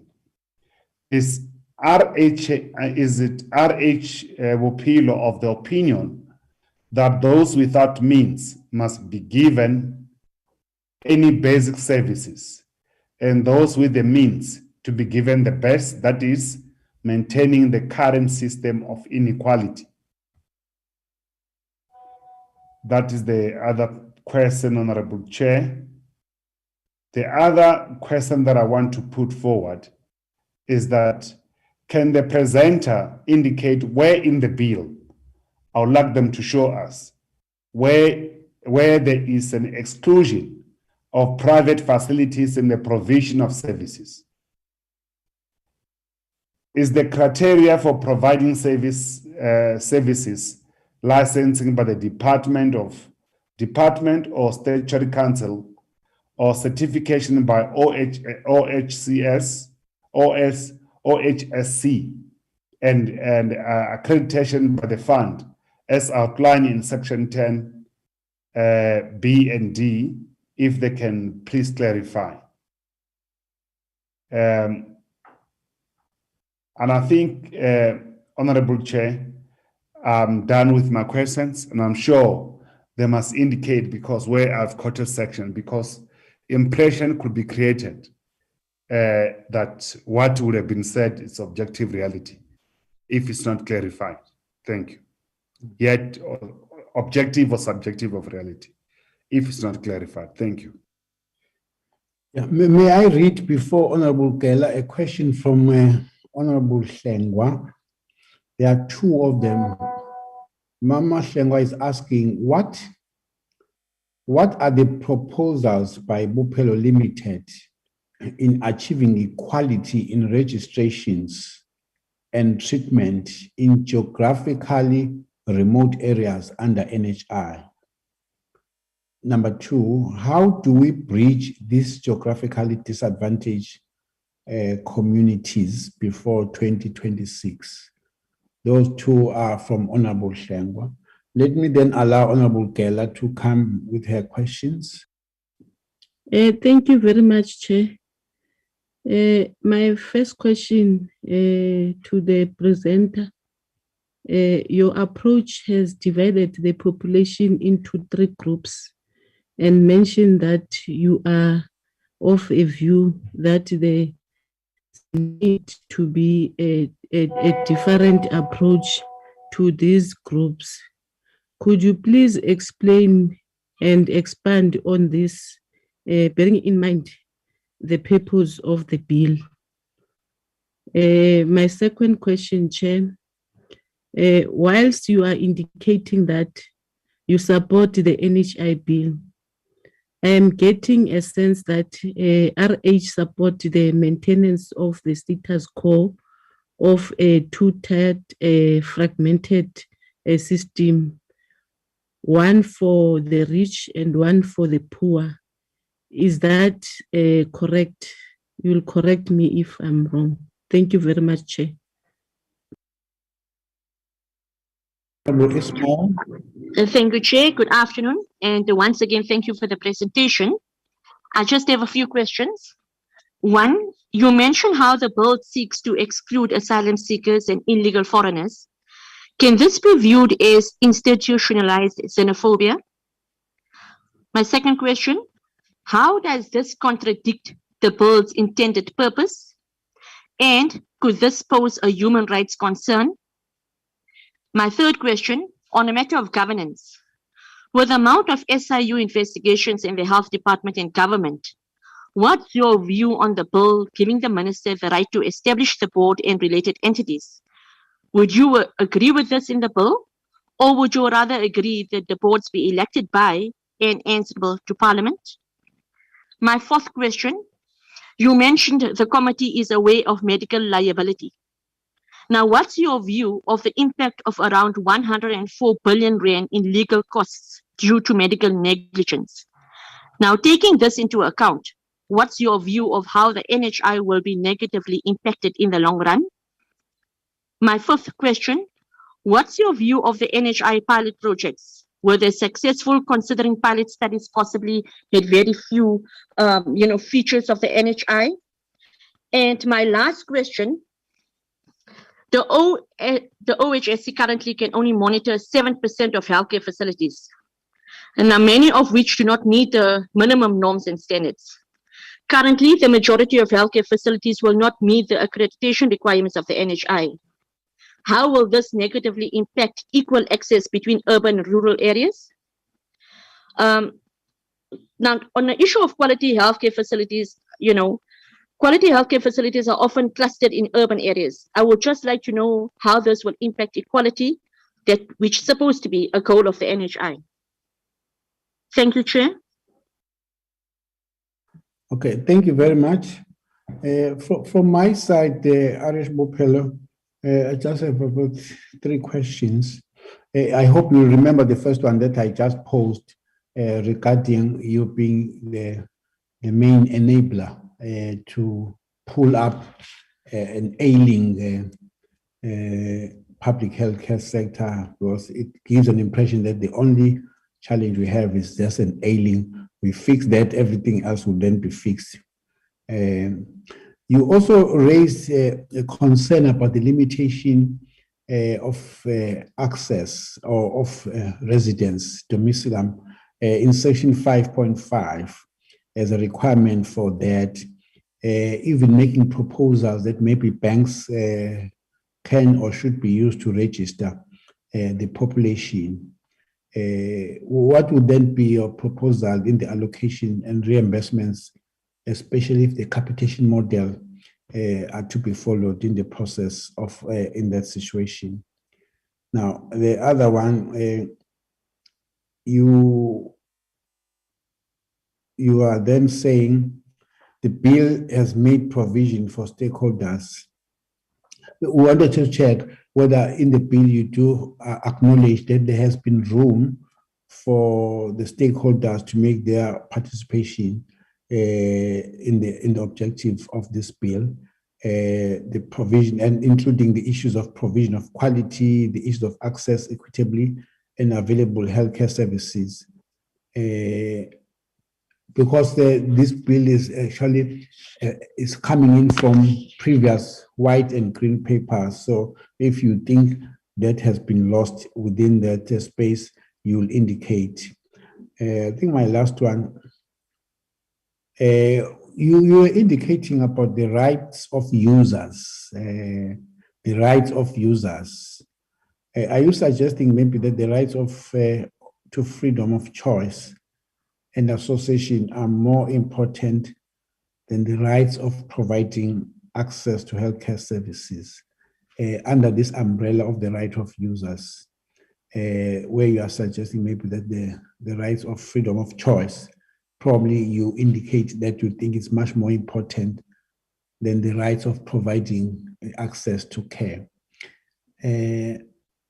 Are we all asked questions? Have we all asked, or there are any other takers? If not, let me allow the Bophelo to reply to our clarity-seeking questions. Thanks.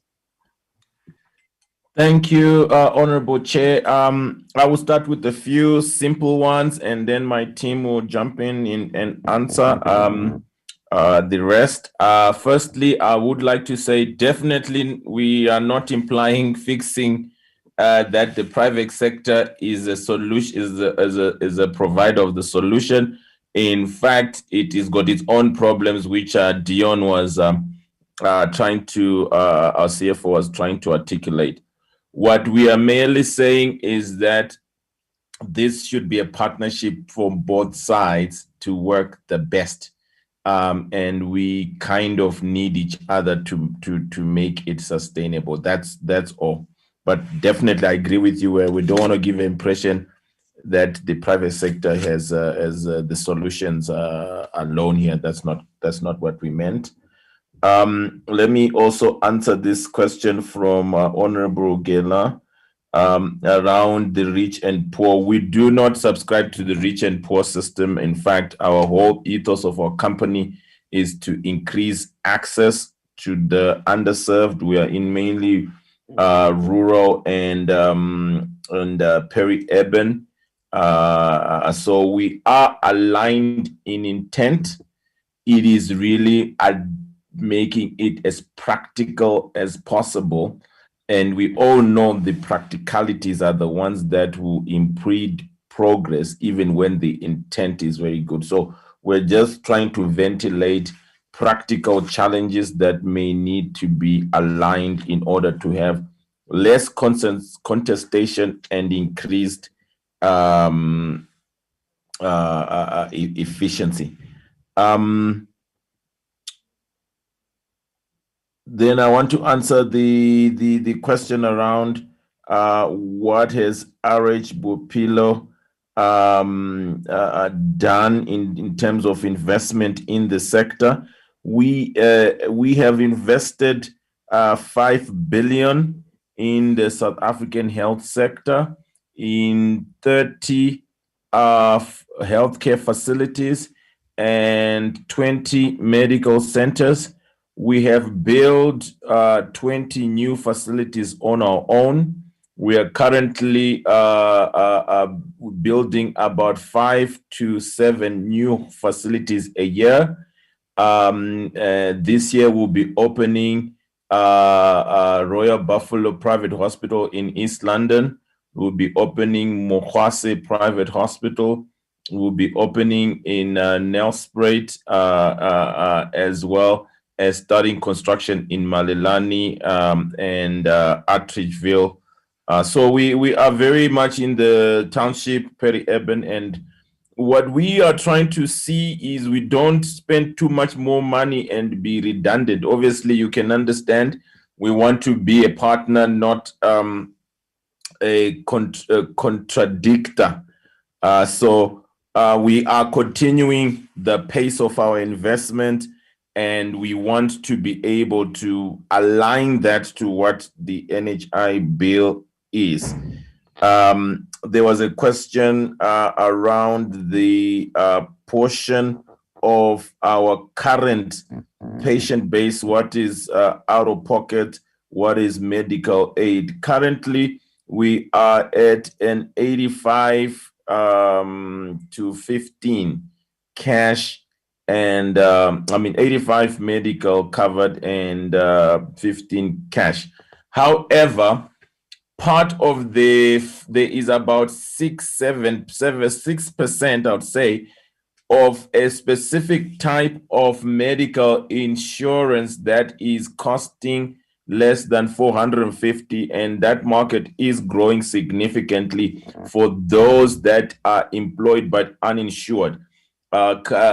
Initiatives in this has been the transfer of all security guards to a mandatory medical product as of the beginning of June this year, costing 250 per member. And we see the opportunity, and other parties are also doing that. So that market is growing bigger than the medical aid market, which is contracting per se. So in our 85, there's 7, which is the low cost medical benefits. I'm sure the members are aware of that, and the contestation around that. We think it's absolutely pivotal, especially, I think, advocate, I'm forgetting the names, if you may bear with me.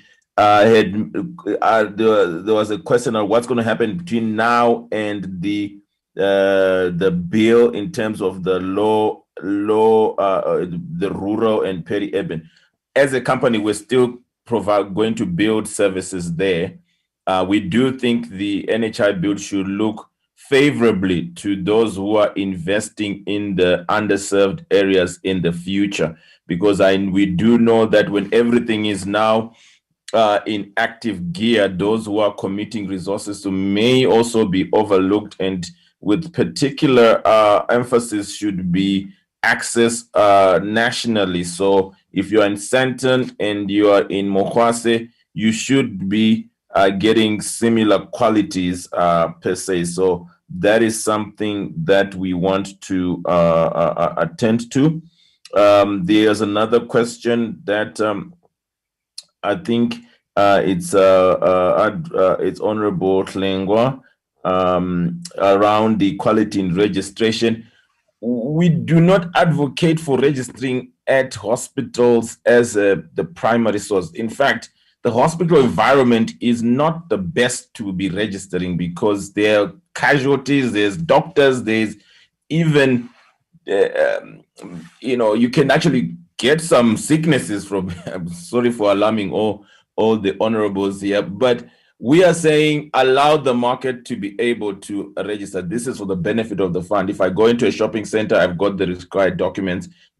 Just as Home Affairs has done it with the banks, is taking away the pressure from the hospital. When we are going to the hospital, we want to see the patients. So we don't want to just see queues of people want to register. So there may be something to say about inclusive development of this fund, which means it's an economic activity. The registration of members is economic activity, might have a price. Maybe it costs 10 rands or 20 rands. Someone is paid 10 rands to do this, and it's happening outside the service, and the patient comes into the facility for medical care. So we believe the more parties that are allowed to register, the better. Including if you're looking at poorly serviced areas, you're going to see the banks are more prevalent, the shopping groups are more prevalent, and they should be allowed. And we're saying this with no conflict, because we're actually saying we're not the only ones who should register, because the more people that come in quicker, the better. So I would like to leave to my team to start, and hopefully we'll all be trying to be very quick and make sure we cover everything. I'm not sure who wants to start. I would like to start with Murray. I think the question around tax credits to funding, that was the second question that was posed after the Section 7 portability portion. Do you want to quickly summarize and answer there? And then I also want to bring in Kaya and Dion for the rest of the answers. Perfect. Thank you, Quentin. Honorable member, thank you for the question. I think the point of clarity there is that the system is based on a rebate system, and premised on the fact that people are members of a medical scheme. Our view is that if the tax rebate associated with medical scheme membership is abolished, you will have fewer numbers that will sign up for the medical schemes, and as a consequence, a greater proportion of the population will be dependent on the NHI funding mechanism. And as a result, the net funding effect will be not null, but will be limited. Okay, I hope that answers. Do you want to answer anything also on your sections that you noted quickly? I think potentially the one area that was raised was whether the access for asylum seekers and illegal foreigners might be deemed as institutional xenophobia. I think the point we were raising under section 4.2 as well as 27(1)(a) is not that there's institutional xenophobia, but that there's complexity arises based on the various sections of the Act, as well as the as well as section 28(1)(c) of the Constitution with regards to the access of minors to healthcare. And I think the point we were making there is that there is complexity. We posed an example where a mother and a child would be treated separately based on status, and the complexity of that decision making at healthcare provider level is one which needs clear outlines, clear guidance, and potentially a clear path of management. We're not saying it's institutional xenophobia. We're just saying from a operational implementation perspective on the ground, healthcare providers need clear outlines in terms of how to interpret each of these sections of the various acts. Yeah, just to add on there, I think we need to be as inclusive as possible. So the idea is trying to find mechanism to bring in this foreigners as exclude them, including the co-payment options or payment at the borders. There are a few other optionalities that can allow someone to be already participating in a limited sense.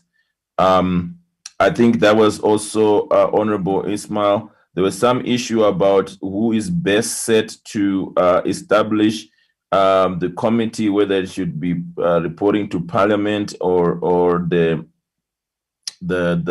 minister.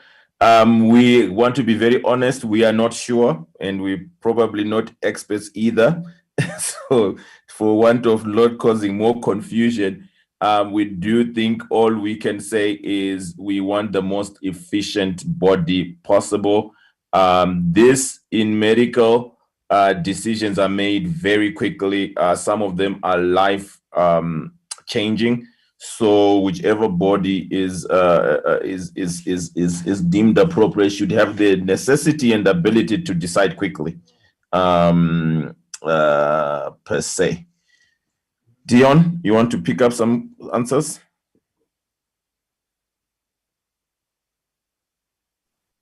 Is Dion there? If not, there's still quite a lot.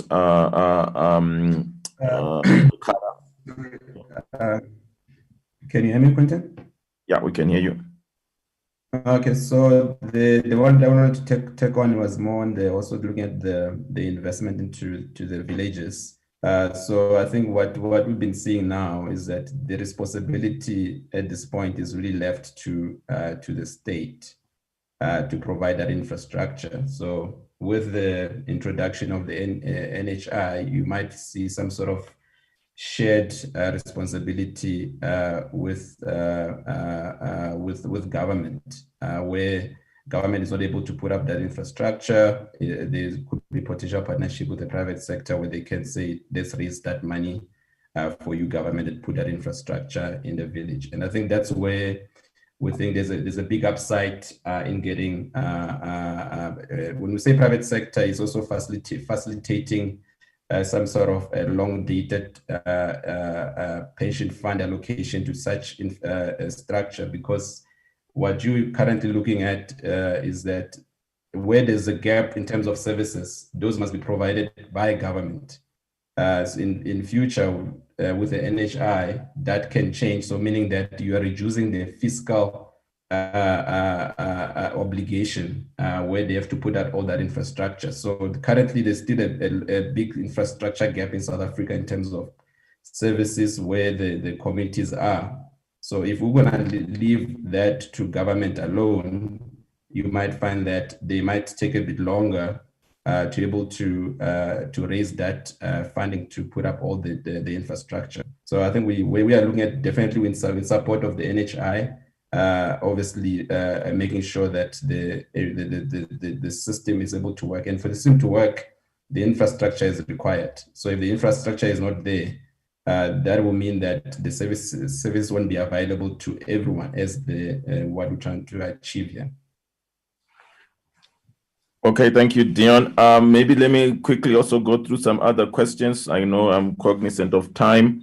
Before I allow Kaya also answer some. The NHI pilots currently, I mean, we have to be honest from our point of view, we have not participated in any, which is disappointing, but it is what it is. And so our opinion is we don't know how successful they have been. The contracting channels, they were not particularly transparent to us as to how we engage in a more elaborate one. But also I wouldn't want to point any fingers because we have been focused on our own build program, but we would like, perhaps the suggestion is, can the results of the current studies be widely disseminated for everyone to learn from them. I want to talk about the OHS supervision and the low percentage of qualifying assets. I think probably the clarification is that the lower percentage of is mainly on the public sector, which is a point that the fund needs to address in a very distinct way, because the anticipation of this bill and health provision for the nation is a high expectation, and one would not want a disappointment when the service is not matching the intent. And to just be frank to the honorables here, there is a lot of work to do on quality. So it may not be underestimated. And also, it need not start in 2026. It should start now. And currently, we are not seeing that move in anticipation. So I don't know whether the central planning is seeing that. We have personally offered, we currently already support the public sector in designing facilities, but we do think there is more that can be done. Then I want to, for Honorable Chair, I'm going to answer this one with a little bit of diplomacy. We are not elevating the right of users to the right of providing healthcare. What we are saying is, can options be available should we wish? So I guess the issue there is limitation of rights. So I think we hold dear all rights, and we, to the extent possible, try and make all rights enshrined in the citizenry whilst providing the service that's needed. I do think the slight nuance is about what you cannot do, and what you cannot do must be limited to the absolute necessity to avoid the bill having contestation, because I guess you don't want to stay in any contestation, and this is an important parameters. But I think we are probably aligned. Is just the semantics of how we articulated it. Kaya, you want to add a few more? I think we're nearly done with some of these questions. So if Kaya, then I'll clean up anything that's left. Kaya, is Kaya there? That's to all of them. Please. If your members are not ready, continue with the responses. Okay, are you ready? Or let me just go.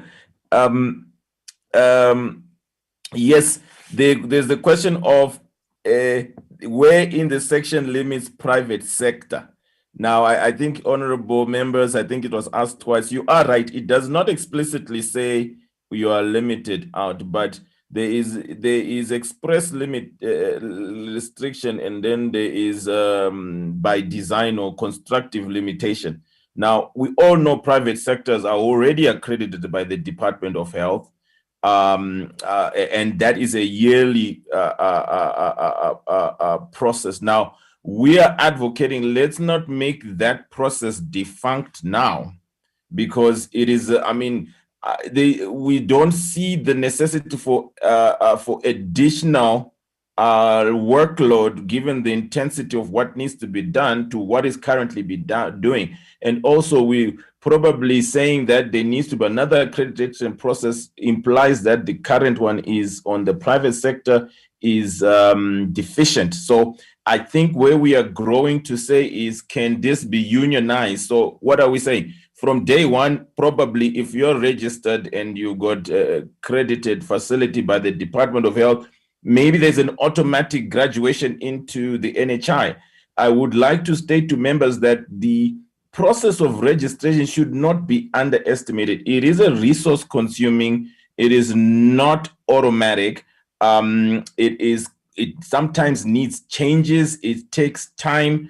So expecting the whole facilities from private sector to migrate efficiently may also have practical challenges. And we don't see the need why, if you already have a license, you're not already accredited, unless if there's a certain level that the fund is saying the current product provision is not sufficient, in which case let's deal with it. This is just a suggestion to reduce the workload that the fund needs to do.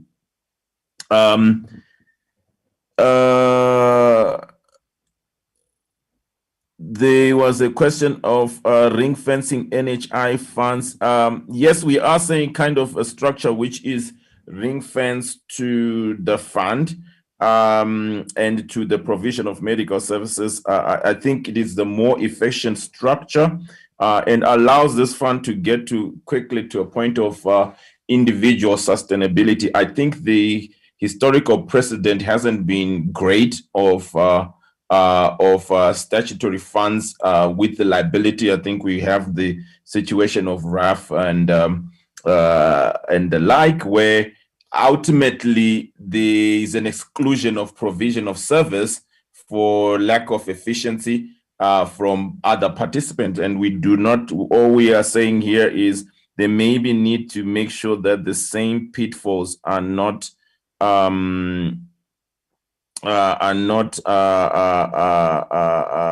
experienced.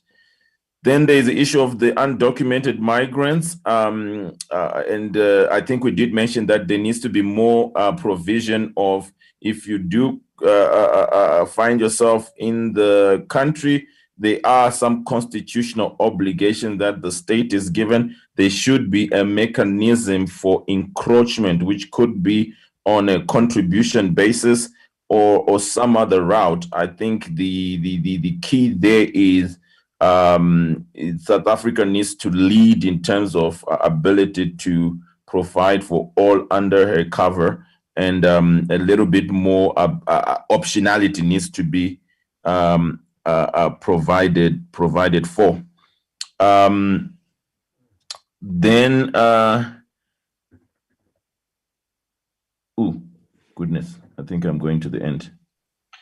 Sure, I'll just jump in. One, there was a question raised around the issue of 104 billion rands worth of medical legal case costs in terms of what's currently in play and how we foresee that being managed going forward. It's a very delicate matter. There is obviously a significant correlation between the amount at which resources are stretched and the occurrence of medical legal cases. I think with a coordinated and concerted effort between all the role players in terms of lessening that burden on certain facilities, we should, according to the stats and according to case study, we should see a decrease in the amount of negligent cases being raised or medical legal cases being raised. It is something we need to consider quite closely. It is a significant cost burden on the system, and we need to look at a number of different ways to mitigate same. There's obviously operational changes and operational safeguards and checks that can be implemented to mitigate same. I think the other aspect we need to look at is there a way in which the financial burden of this can be mitigated as well, and that there are a number of avenues that can be explored, but potentially one that needs to be looked at and considered is a reinsurance model that limits the size or scope of some of these claims from a financial impact on the fund perspective. Okay. Honorable Chair, we'll just close quickly in a minute. I'm just going to go through everything left of the question of Section 7 portability around the current provisions of portability to a non-creditable facility. We think they are fine. But the issue is not the ability to move there. The issue is for that non-credit to be able to claim to the fund. Again, our suggestion is that all medical facilities should start off private, at least credited, because they're already inspected on a much more rigorous thing. And we don't want to increase the workload for the fund because there's a lot more things. And maybe the ongoing monitoring can then exclude the ones that they don't want. There was the question about the 3-tier, and are we saying that they should be differential services by the NHI? No, we're not saying that.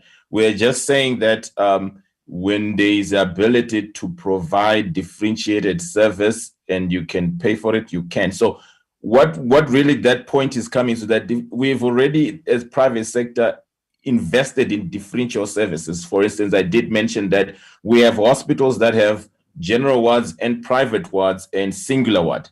So I guess what we're saying is that we mustn't overlook that the investment is already made, and the picture should not be if you have invested in a private ward, you've wasted your time and you can put it into, you can't use it anymore.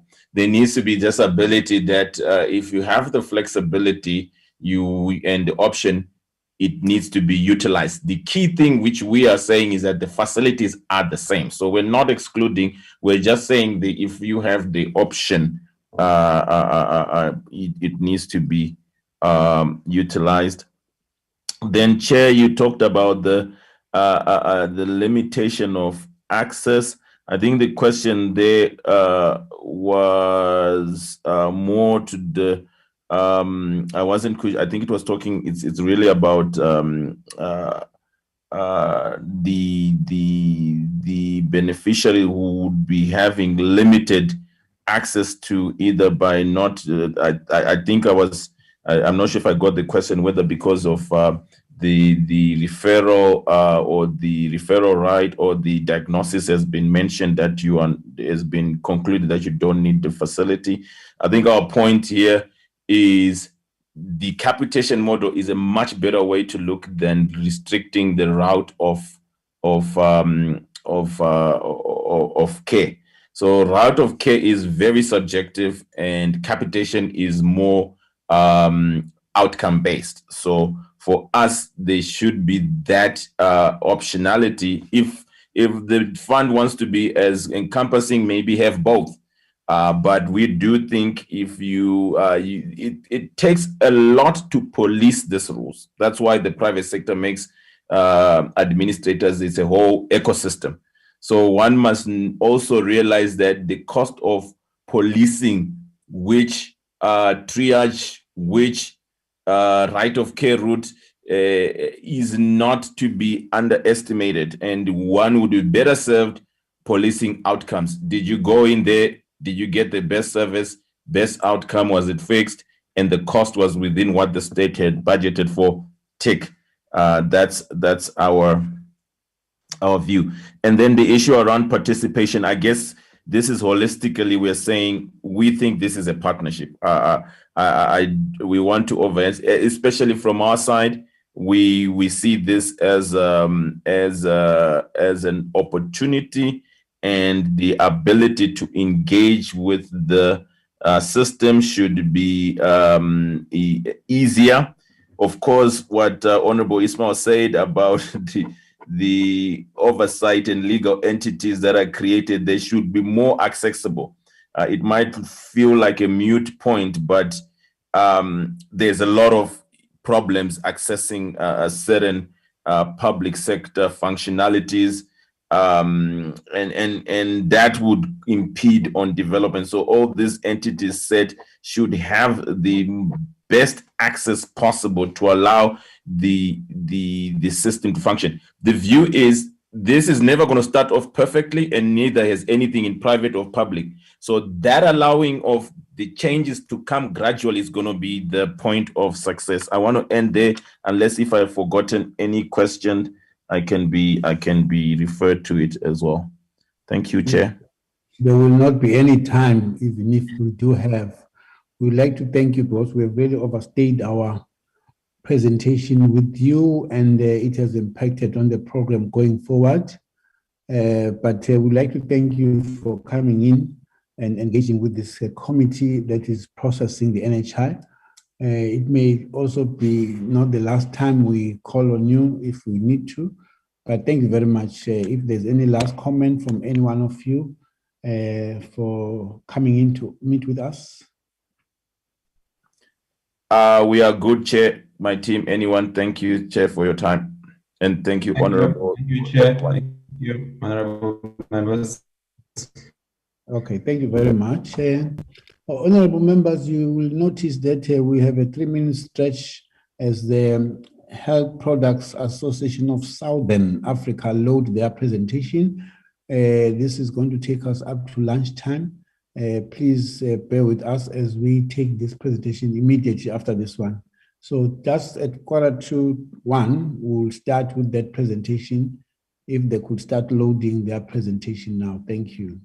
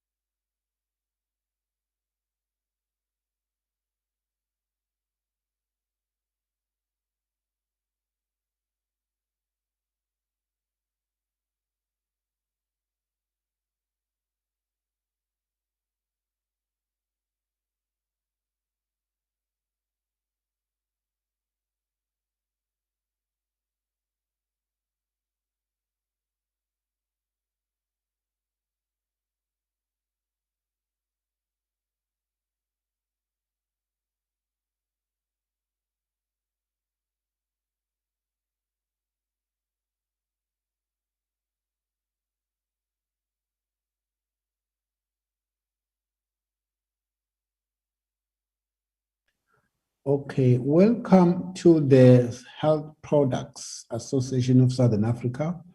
We would like to give you this space to interact with the Portfolio Committee of Health on your comments on the NHI bill, starting with your presentation for 45 minutes. And thereafter, the committee members will engage with you on your presentation, and you'll come back again to comment or answer the questions. You will have 45 minutes starting from now. Thank you, Chair. Can you hear me clearly? Yes, we can. Thank you. My line is a little unstable and I have tried to move to where it's a lot more stable. So hopefully you can hear me clearly. So thank you for that. We're just going to put the presentation up, Chair. My colleague, I've struggled with to put the presentation up, but my colleague is attempting to do so. So please just give us 1 minute, Chair, and we are good to go. Is it, Lee, is it possible for us to have share screen enabled, please?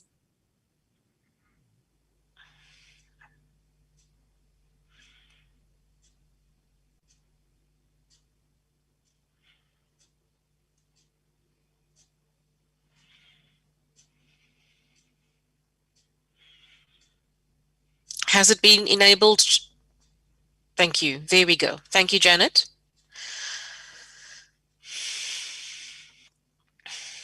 Okay, Chair, so this is the presentation that the Health Products Association of Southern Africa has put together for today's purposes.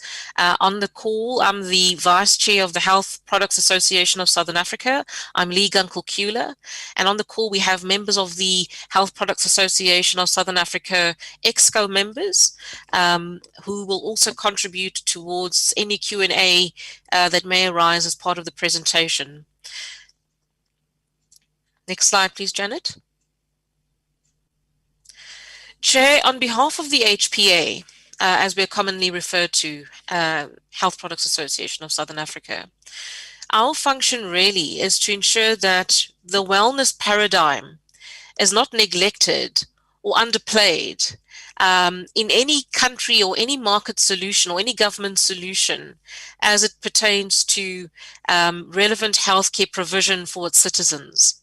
So as a preamble, Chair, we'd like to start off with the following slide that talks to the depth and the breadth of the health space, that it is not just on the curative side, but also on the prevention side. And we really do see this as an opportunity under the auspices of the NHI, which the Health Products Association supports in principle, in terms of ensuring that every citizen and every person in South Africa has equitable access to universal healthcare coverage. I think that is a principle and a philosophy that is underscored by the work we do as the HPA in terms of the wellness space and ensuring that people take care of themselves and are able to from an access and equitable access perspective, as opposed to then becoming ill or sick and having to take preventative or curative measures rather as part of that process. So we play in the health supplements and functional foods fortification space, and it's defined to have minerals and vitamins which contribute to healthier citizens, and it also contributes to a stronger economy. Health supplements are concentrates of important nutrients such as vitamins and minerals, amino and fatty acids, botanicals, and other substances with a nutritional or physiological effect. They are not meant to treat disease, but their role in reducing the risk factors associated with developing several diseases, especially in some groups of the population, as recognized by the scientific community. Additionally, there's overwhelming evidence that supports that primary prevention is far more efficient and resourceful than disease treatment, and health supplements do a lot to offer in the promotion of a healthy lifestyle that reduces the risk of developing disease. The health supplement sector has an important role to play in countering the pressure of the South African healthcare system and can be a leading contributor to support the NHI's goal for healthier citizens through preventative healthcare as opposed to curative healthcare. This can be done through the reduction of diet-related risk factors for several diseases and by improving public health. The health supplement and functional food supplement sector is also an important contributor to the EU economy by generating economic growth and creating jobs.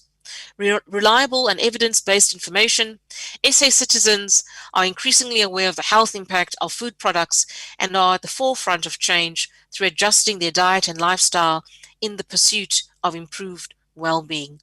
And this excerpt, Chair, we've taken from the 2017 installment from Frost and Sullivan's report on smart prevention. Now, a little bit about the HPA so that we provide the right type of context. We are appreciative of the fact that we have the opportunity to comment and present to the esteemed Portfolio Committee for Health on the National Health Insurance Bill. So thank you for the opportunity. We have been serving South Africa's health interests since 1976, and we represent the interests of 105 companies that play in the wellness space, and in so doing represents the interests of the wellness paradigm, and we remain focused on the prevention rather than cure mandate. As an outspoken voice of the wellness paradigm, the HPA is committed to developing and maintaining standards that support and foster the quality, safety, and efficacy of natural health products, nutritional dietary supplements, and complementary and alternative medicines known as CAMs. The association strives to work towards an ethical, credible, relevant, vibrant health products industry in South Africa. We play a crucial role in ensuring that the long-term sustainability of this market and works to provide a fertile environment for industry growth. To achieve this, the HPA has developed self-regulatory codes of good practice and standards and guides its members in the correct practices and procedures in this regard. Despite mounting global regulatory and economic pressures, the natural health products, nutritional dietary supplements, and CAMs international market continues to expand, and South Africa is no different. The HPA has decades of experience in this field, and as one of the most well-respected wellness bodies in Southern Africa, it is perfectly positioned to continue to play both a strategic and meaningful role in this regard. Now, when we talk about the wellness paradigm, it's a very broad area, and we need to categorically spell it out in terms of, so what does it mean? So when we speak about health and wellness, or the health paradigm, there are certain things that underpin it.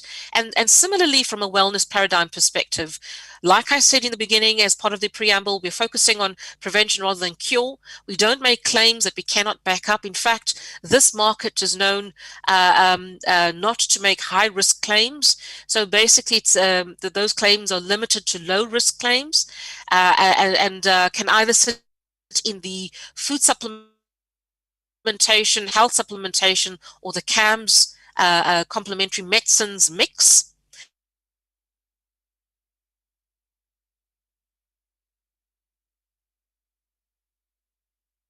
And given how we are constructed from a wellness paradigm perspective, competition is healthy and rife.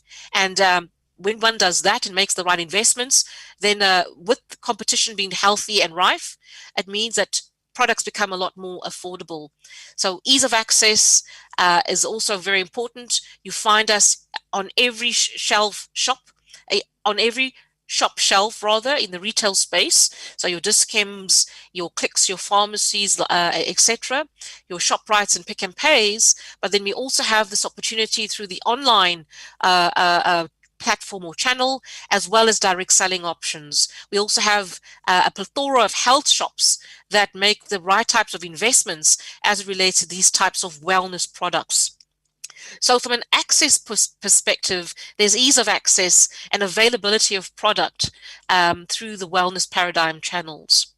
There are different categories of CAMs, and we've listed what those are, just so that we have a broader definition of what this entails from a wellness paradigm perspective, from African traditional medicines to Ayurvedic to Chinese medicine, nutraceuticals, now known as CAMs, Unani Tib medicines, etc. So the list is exhaustive, and these are the categories that actually play within the wellness paradigm.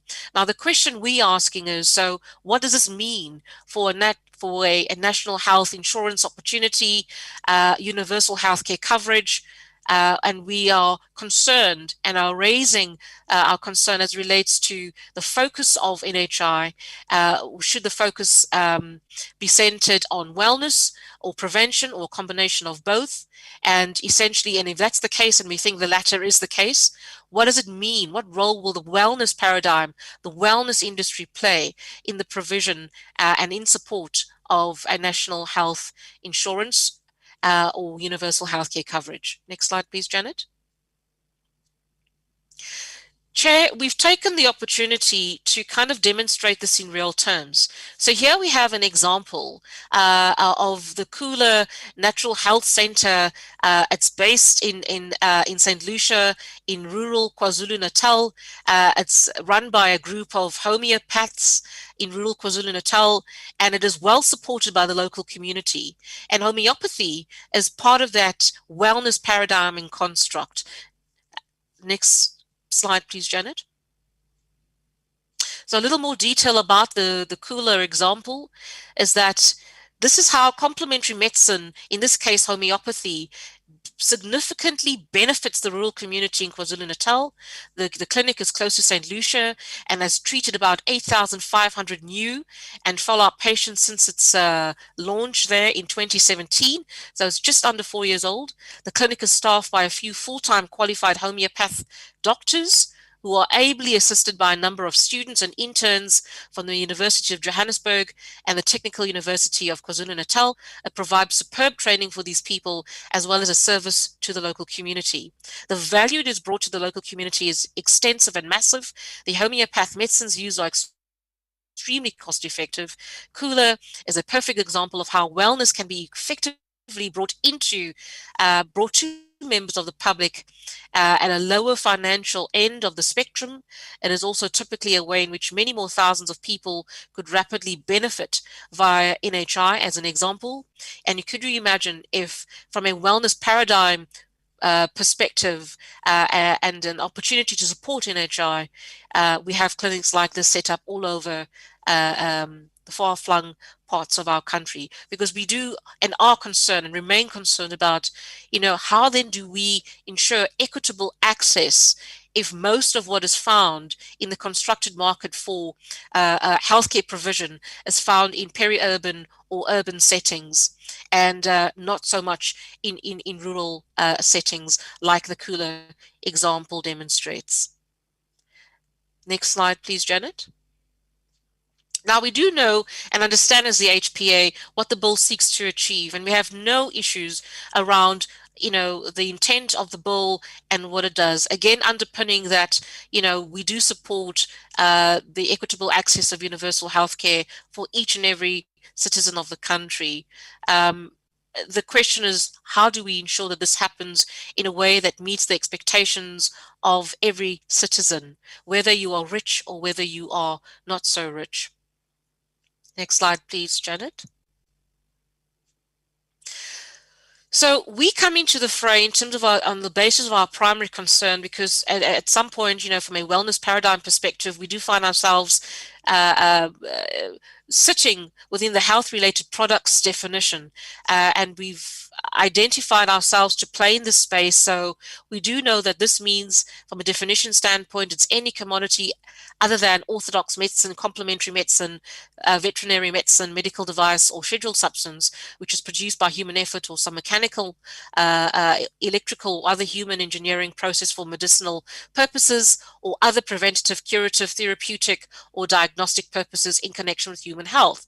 Now, we do say that we do understand that this says other than complementary medicines, but complementary medicine is only one part of it. There's a whole other part of the wellness paradigm that is not covered necessarily by complementary medicines, and so would sit, in our view, under the health-related product category. And from that perspective, us coming to want to present to you esteemed colleagues today as on that broader definition of the wellness paradigm and the place it may reside in as it relates to the initial rollout of NHI and any future phases of NHI over time to come. So we asking the question about the role of the wellness paradigm or the wellness space in support of universal healthcare coverage. Next slide, please, Janet. So here with Chair and esteemed colleagues, our concerns. We are concerned about the muted role of wellness as it's currently reflected in the NHI bill. We understand and appreciate the need for equitable access, and that again we support. However, what is not apparent or defined within the bill is the role of wellness as it relates to national health insurance, and we are of the view that the key focus and narrative should be how to remain healthy with the focus on wellness as opposed to the focus on medical treatment and curation or curative from that perspective. So with the focus on wellness, I think that will also give universal healthcare coverage the legs it requires in order to ensure that more and more South Africans take responsibility for their own health and wellness, or it's supported in taking responsibility for their health and wellness before taking that next step to want to need to go into a primary healthcare facility or a secondary or quaternary or tertiary healthcare facility as part of the referral map and pathways for treatment. Companies within the wellness space ought to be incentivized in some way for the role they play in this regard, and notwithstanding this, we welcome the focus on primary healthcare with the referral system in order to access relevant healthcare services. Point number 2 of our concerns, Chair, is the role of healthcare private sector providers, because we do sit in the private sector as the HPA and its members of 105 members that we represent. The HPA remains concerned that the private sector will be assigned a role within the complementary services sphere. We'd like some additional clarity on this, Chair. What does this mean? What role will they what role will the private sector in event play? And additionally, we have concerns around the distribution of medicines as well as the procurement, the prohibition of rebates, bonuses, and incentives, because this, in many ways, if we bring it back to the CAMS component of health and wellness, becomes the lifeblood of the CAMS industry. The tax burden. The HPA is concerned that taxing South Africans would not be affordable, would not be able to afford or pay for additional tax in the form of NHI. Neither could companies via company taxes. Now, we don't know where that money will come from and how we're going to ensure that money isn't made available in order to sustain the ambitions of the NHI. And today we are also seeking clarity, Chair, in terms of your thinking on that. We are also concerned about how and how far taxation will go if employees are taxed, if citizens are taxed, if companies are taxed. How far will that go? And given the fact that we are sitting also now, consequently, at the height of the pandemic, people are losing their jobs, incomes are being lost, 2 household incomes are now becoming 1 household income or 0 household in terms of income. What does it mean to the South African citizen who desperately needs access to universal healthcare, and in theory and in principle supports the need and advent for NHI? But the financing part and the funding part of this is a huge concern from a taxpayer perspective. Next slide, please. As it relates to medicines, certain health supplements have now been deemed to be complementary medicines. We've gone through a South African Health Products Regulatory Authority process through SAHPRA that has identified that a category D is where the CAMS products will reside. So it's a subsection of medicines, which is category A. So from a CAMS perspective, and remember, some of our members play in the CAMS space as part of the wellness paradigm, is our concern around single exit pricing, which will now impact these, potentially impact the category D medicines at an SEP level. That is a concern for us. The model that underpins our members and how they play in both the wellness paradigm space or in the complementary medicine space as part of that paradigm as a constructed model built up without SEP in mind. So the fact that we've now, through SAPRA, are having to register certain components of the wellness paradigm as CAMS products does present a major hurdle and challenge to our members who are sitting currently in the wellness paradigm space, and we need to raise this as a concern. Similarly, if these medicines are now procured through the NHI process, then SEP becomes a reality that is attached to the NHI process for universal healthcare coverage, and thereby impacting the wellness paradigm and players within the wellness paradigm who play in the CAMS space. As industry, we cannot afford this, Chair. The majority of our members fall into small and medium-sized categories of business within the complementary medicines industry or space, and the anticipated increase in costs to implement SEP on products will negatively impact them. If this decision goes ahead, it would severely and negatively impact the CAMS industry in South Africa, and I can assure you that the majority of our current 105 members are small and medium-sized business owners, entrepreneurs playing in the health and wellness space that can ill afford for this to happen. From a timeframes perspective, Chair, and I caught the tail end of the last presentation, there was a question or a comment raised around the pilot and how that's going, and we would also welcome that type of feedback, because anything to enhance our current situation as it relates to where are we currently with the pilots will bear credence and support, what's to come from a fully fledged NHI rollout by 2026. So we are of the views, the HPA, and of the opinion that the various milestones of the NHI need to be executed in a phased manner, so that there isn't just one day go live, where we now say we've now reached X date in 2026. And we now have the system, but more of a phased-in approach to universal healthcare coverage, and which then also becomes a lot more inclusive of other stakeholders and players within the health and wellness space to contribute positively to the outcomes of and the objectives of universal healthcare coverage under the banner of NHI. Next slide, please, Janet. We have the view that Clause 33, which deals with the medical scheme, the role of the medical schemes. In terms of this clause, medical schemes registered in terms of the Medical Schemes Act of 1998 or any other voluntary private health insurance scheme shall be restricted to providing complementary cover for healthcare services and benefits that are not purchased by the fund on behalf of users. Now, we've taken that directly from the bill, and as the HPA, we are of the view that section or clause 33 of the bill needs to be omitted as it pertains to, once fully implemented, the role of the private sector then becomes complementary. We do see this more of a collaboration or partnership as opposed to, this purely and solely run by the government.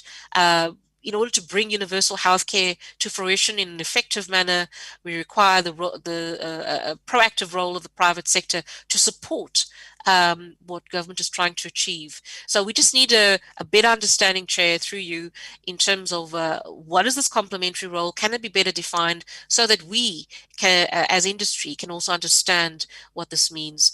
We require this clarity because it does, in time to come, currently and also into the future, have an impact on our future investments as business people, entrepreneurs, private sector players playing in this space, as well as strategic planning as it pertains to future investments, etc.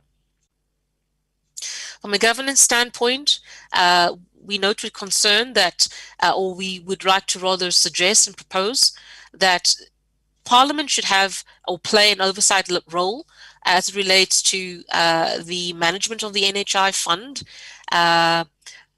Like done with other Chapter 9 institutions, we think that this is the way to ensure the integrity of the governance framework and to hold the relevant ministry to account, which is in this case the Ministry of Health.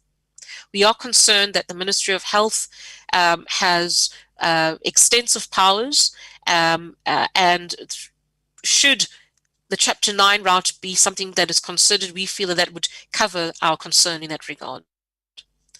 as it relates to other levels of acts or other acts impacted by the go live of universal healthcare coverage or NHI.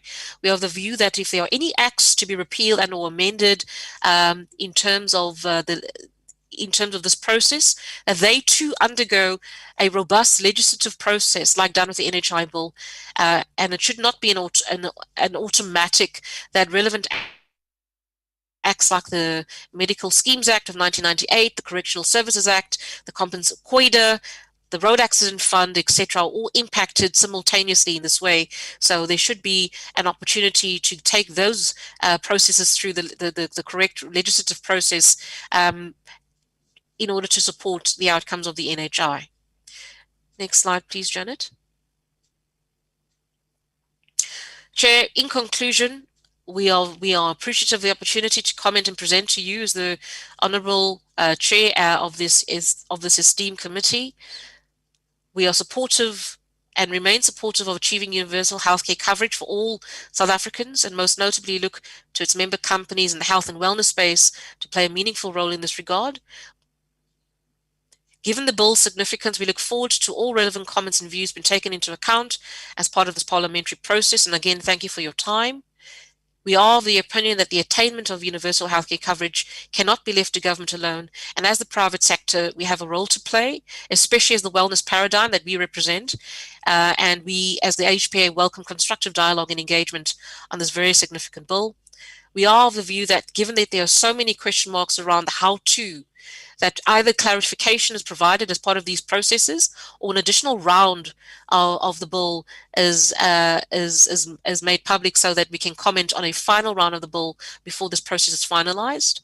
And we are of the opinion that it needs to be appreciated that as complementary medicines or CAMs have been listed as part of the health-related products, and that our voice therefore needs to be heard on the CAMs component.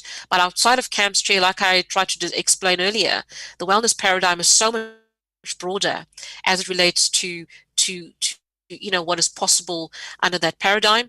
And in so doing, all we're asking for is for an opportunity to support the work of this committee, support the objectives of universal healthcare coverage by ensuring that wellness is not forgotten as part of being part of the solution as part of the universal healthcare coverage opportunity.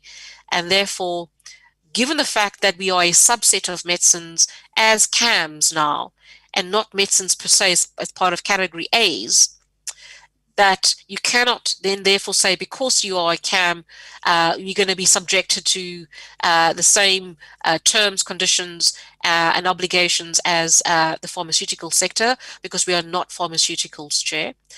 We sit within CAMs and we sit within wellness as part of that paradigm. So I hope that I haven't gone over time. In conclusion, this is our presentation. And again, we're here to ensure that the voice of the wellness paradigm is not forgotten as we start the process of embarking on universal healthcare coverage for all citizens in this country, with the right focus on wellness and prevention as opposed to curative and treatment. We would have gone a long way to ensure that the health of our nation is at the forefront of what we're aiming to achieve. Thank you once again, Chair and esteemed committee, for your time this afternoon.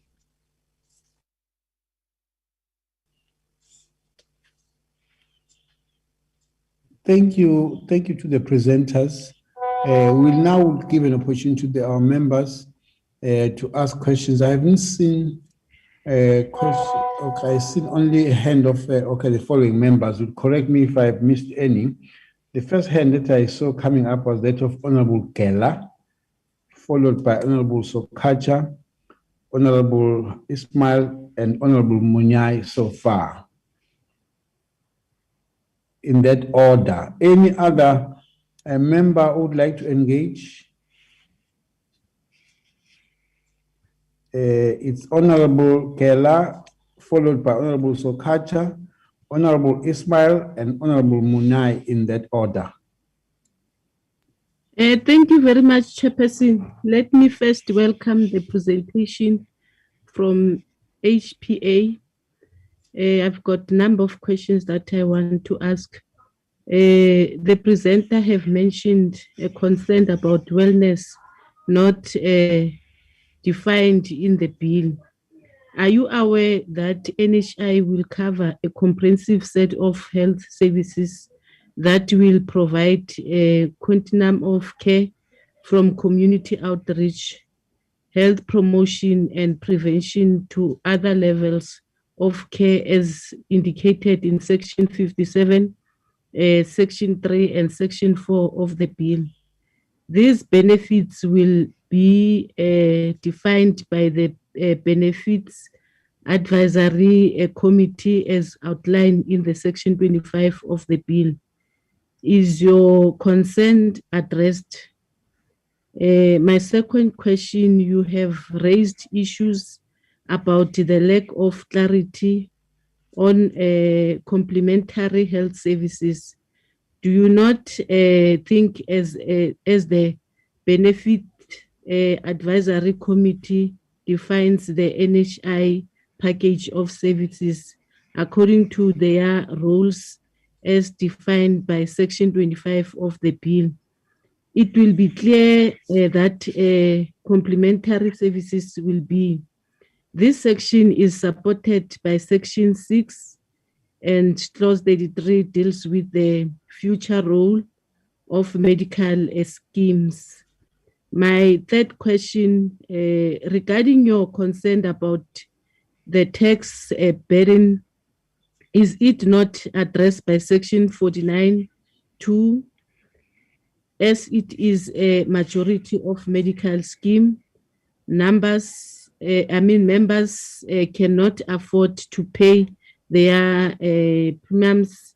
The cost of private health care is extremely unaffordable. This was noted by the HMI. What is your view on this, on that? My last question, Chairperson, to the presenter, you have highlighted a series of issues on the single exit price. Section 38(3) outlines the role of the Office of the Health Product Procurement, which amongst other things will address your concern. The Healthcare Benefit Pricing Committee, as prescribed by Section 26 of the bill, will also have a role in addressing your issue. With this information, are you still concerned? That will be those questions from my side. Thank you, Chair. Thank you very much, Honorable Chairperson. I've got only one question. What mechanisms does your industry put in place to measure healthcare outcomes? And how is evidence collected to explain the rationale for using your health products? Thank you very much, Chairperson. Good afternoon, and thank you for the presentation. My first question, you mentioned that the bill could lower the level of care available to the majority. Now, can you be a bit more specific in what ways will this lower care? My second question, are you saying that the bill as it currently stands could indeed have opposite effects to what it is intended for? My third question, where would you like wellness to fit in the bill? My fourth question, what do you feel should be more specified where the private sector fits in or provided for in the bill? My fifth question, in what ways will the NHI impact investment?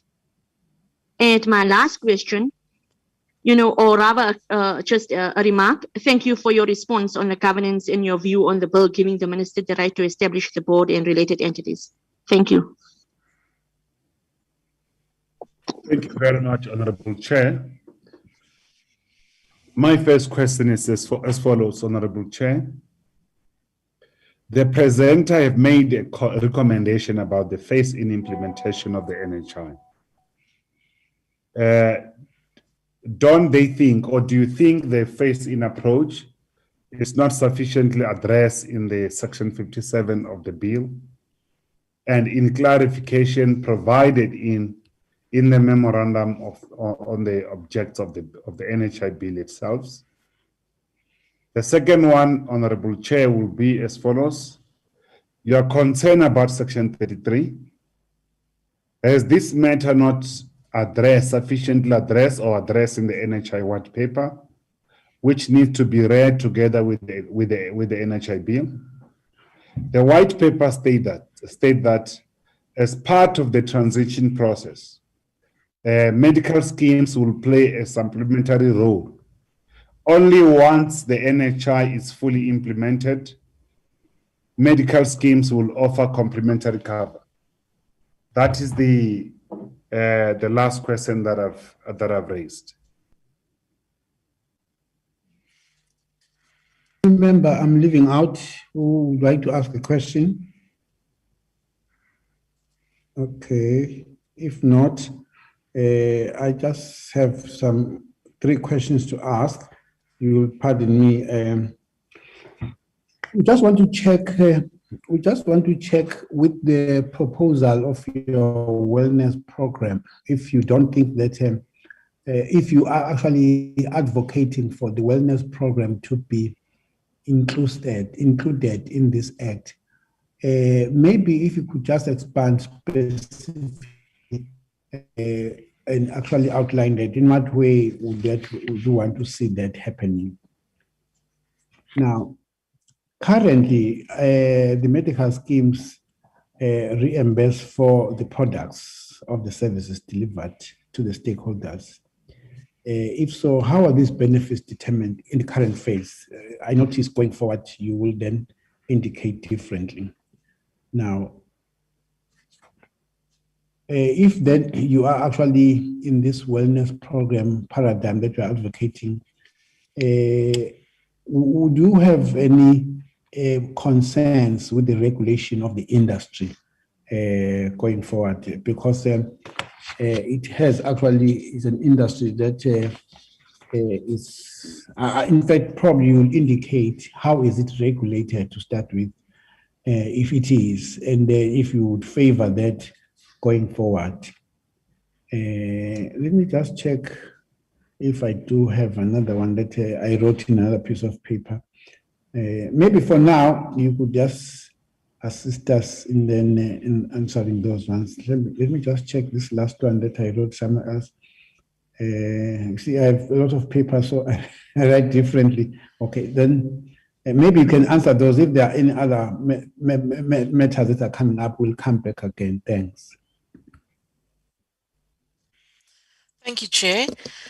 I've tried to take down as many of the questions as they were coming, so please bear with me. I also have my team with me here to support us in answering your questions. I will certainly take the first one by the esteemed colleague. In terms of, I think there were 4 questions around wellness, the cost and funding mechanism, as well as SEP. All we are saying, ma'am, is that, there's an opportunity to look beyond the CAMs, and that provision has been already cited under the definition of health products, health-related products, as an opportunity to expand the category as we know it to be, as a system of care, healthcare in South Africa. So becoming aware of the other paradigm, the other wellness contributors to the wellness paradigm, like homeopathy, African traditional medicine and everything else, needs to be looked at as an opportunity in time to come. So all we're asking for is for more inclusion in terms of our current wellness understanding and programs, and what we could possibly add to it in time to come, to make it more relevant to the country as well. So that's all you're saying and purporting there in terms of pushing the wellness paradigm holistically for South Africa.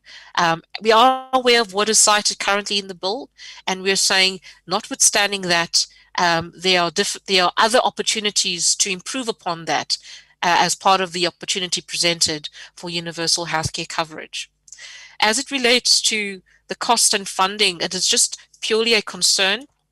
I agree with you that medical aid rates are exorbitant and are ill-affordable, but at the same token, there are many different ways that Currently, citizens pay for some level of insurance. It might be through a medical aid, or it might be through a hospital plan. They're currently paying for something, and that is a sliding scale. And it's an extensive sliding scale in terms of, the top-end medical aids versus, what one could pay at a hospital plan level. And all we are saying is that there's clearly going to be a cost associated to funding NHI. And given where we currently find ourselves, where people are unemployed, losing jobs, because of where we find ourselves also with the pandemic, it is something that we, as a responsible association, are raising as a concern. As it relates to SEP, your point is noted on SEP. We were purely raising it in the context of the CAMS products registered through SAPA currently, and the fact that these products are now classified as medicines and therefore fall under the banner of SEP. And given the current construct of the wellness market, it becomes very difficult and sometimes even ill-affordable for our member companies to go through an SEP process, because their products, or a certain part of their products, are now categorized as medicine and not as a food supplement or a health supplement or a dietary supplement into the future.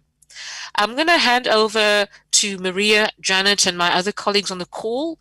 There was a very interesting question and a very worthwhile question as it related to healthcare, health outcomes, and how this industry, the wellness paradigm, surveys the market from a health outcomes perspective. So Maria, Janet, over to you. Thank you, Lee, and thank you, Honourable Chair and Honourable members of the Portfolio Committee on Health.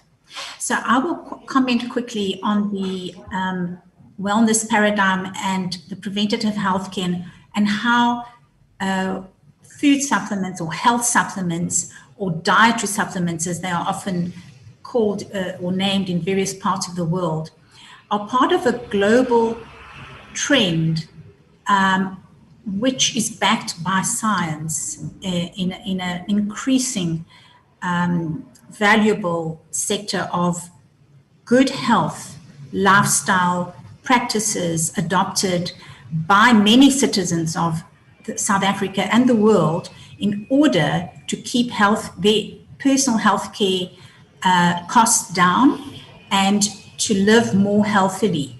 It's become an entrenched understanding that you can actually take good care of your own health, take responsibility for your health, and this information and this knowledge has come to the forefront through, of course, the growth of the internet and the increasing focus on wellness as a very broad spectrum of not only supplementation, but also perhaps other lifestyle adaptation like the correct diet, stress management, personal growth, etc.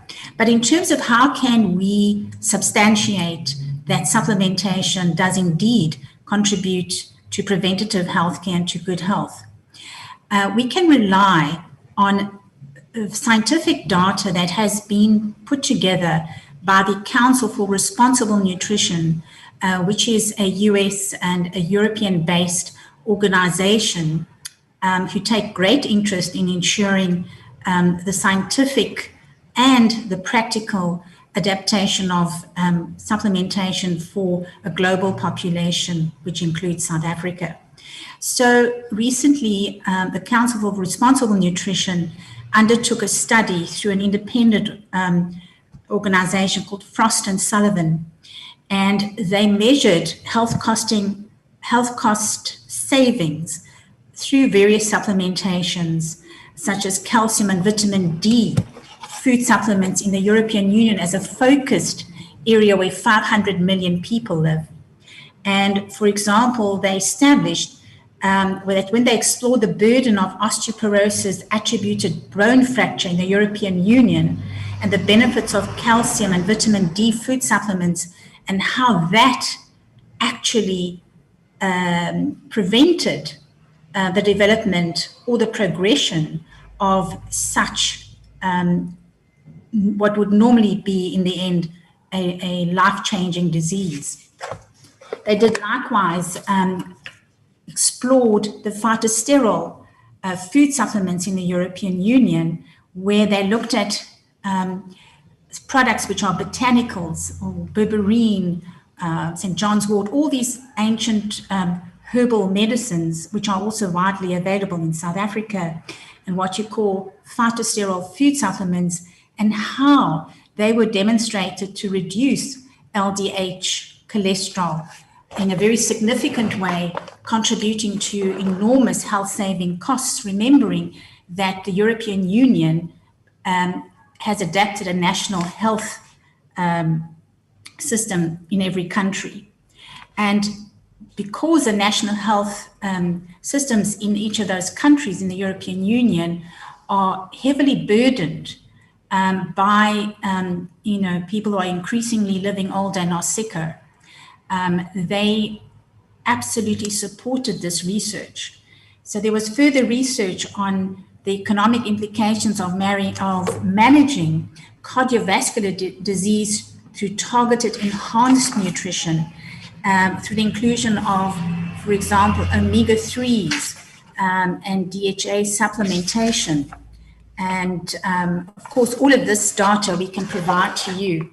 The same thing happened because one of the things that is become very age-related is macular degeneration, which is attributed to vision impairment, and how the benefits of lutein and zeaxanthin supplementation prevented that, helped to retard the progression of such a disease.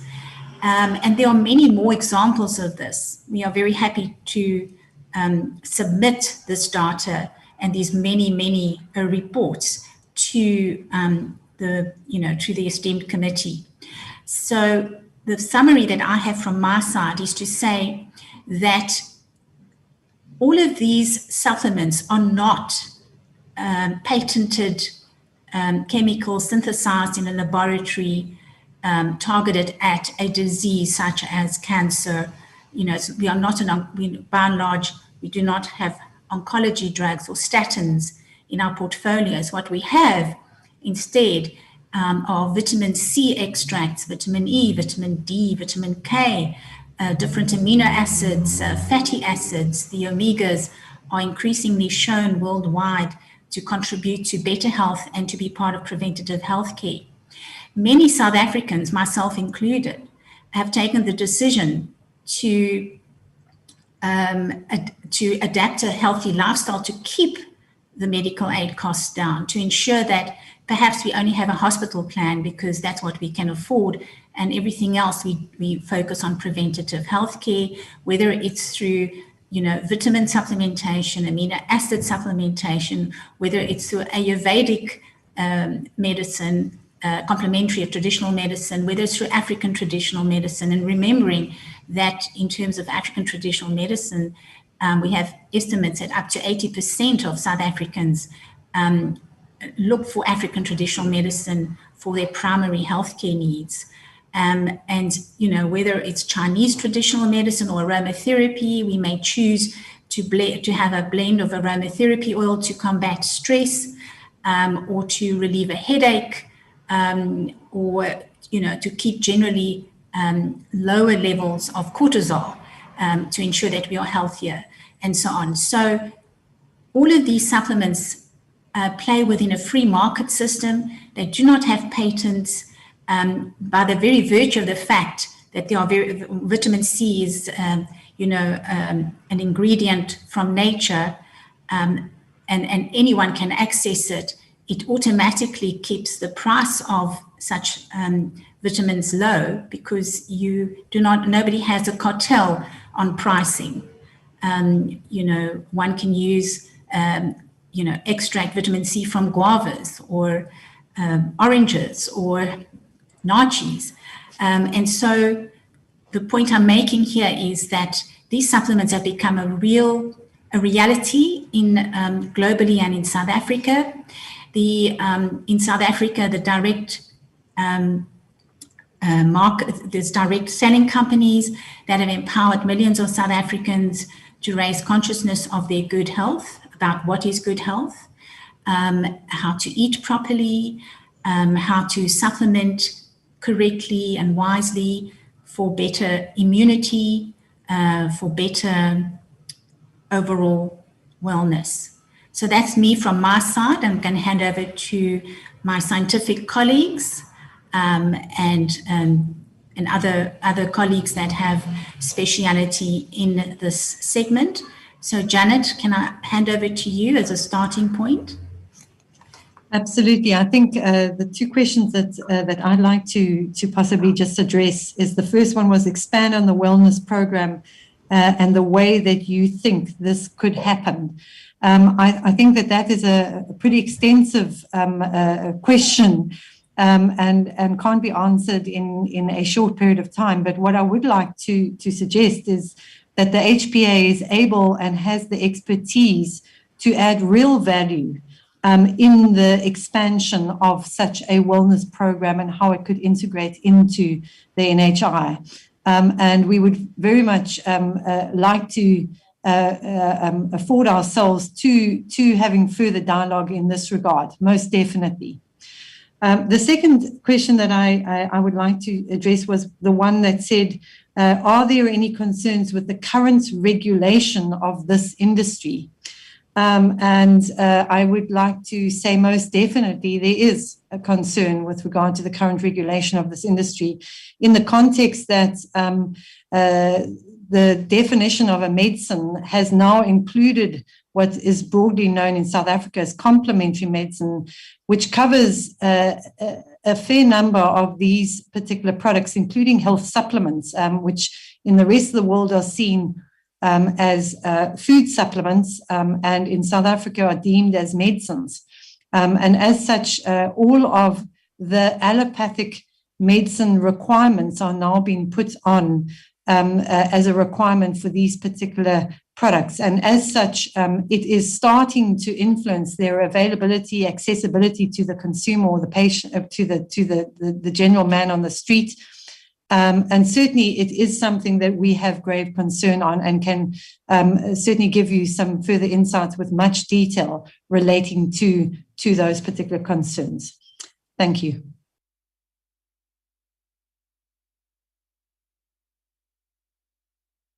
Honorable Munai has requested to do a follow-up. Is there any other member who wants to have a follow-up question? Before I start with Honorable Munai.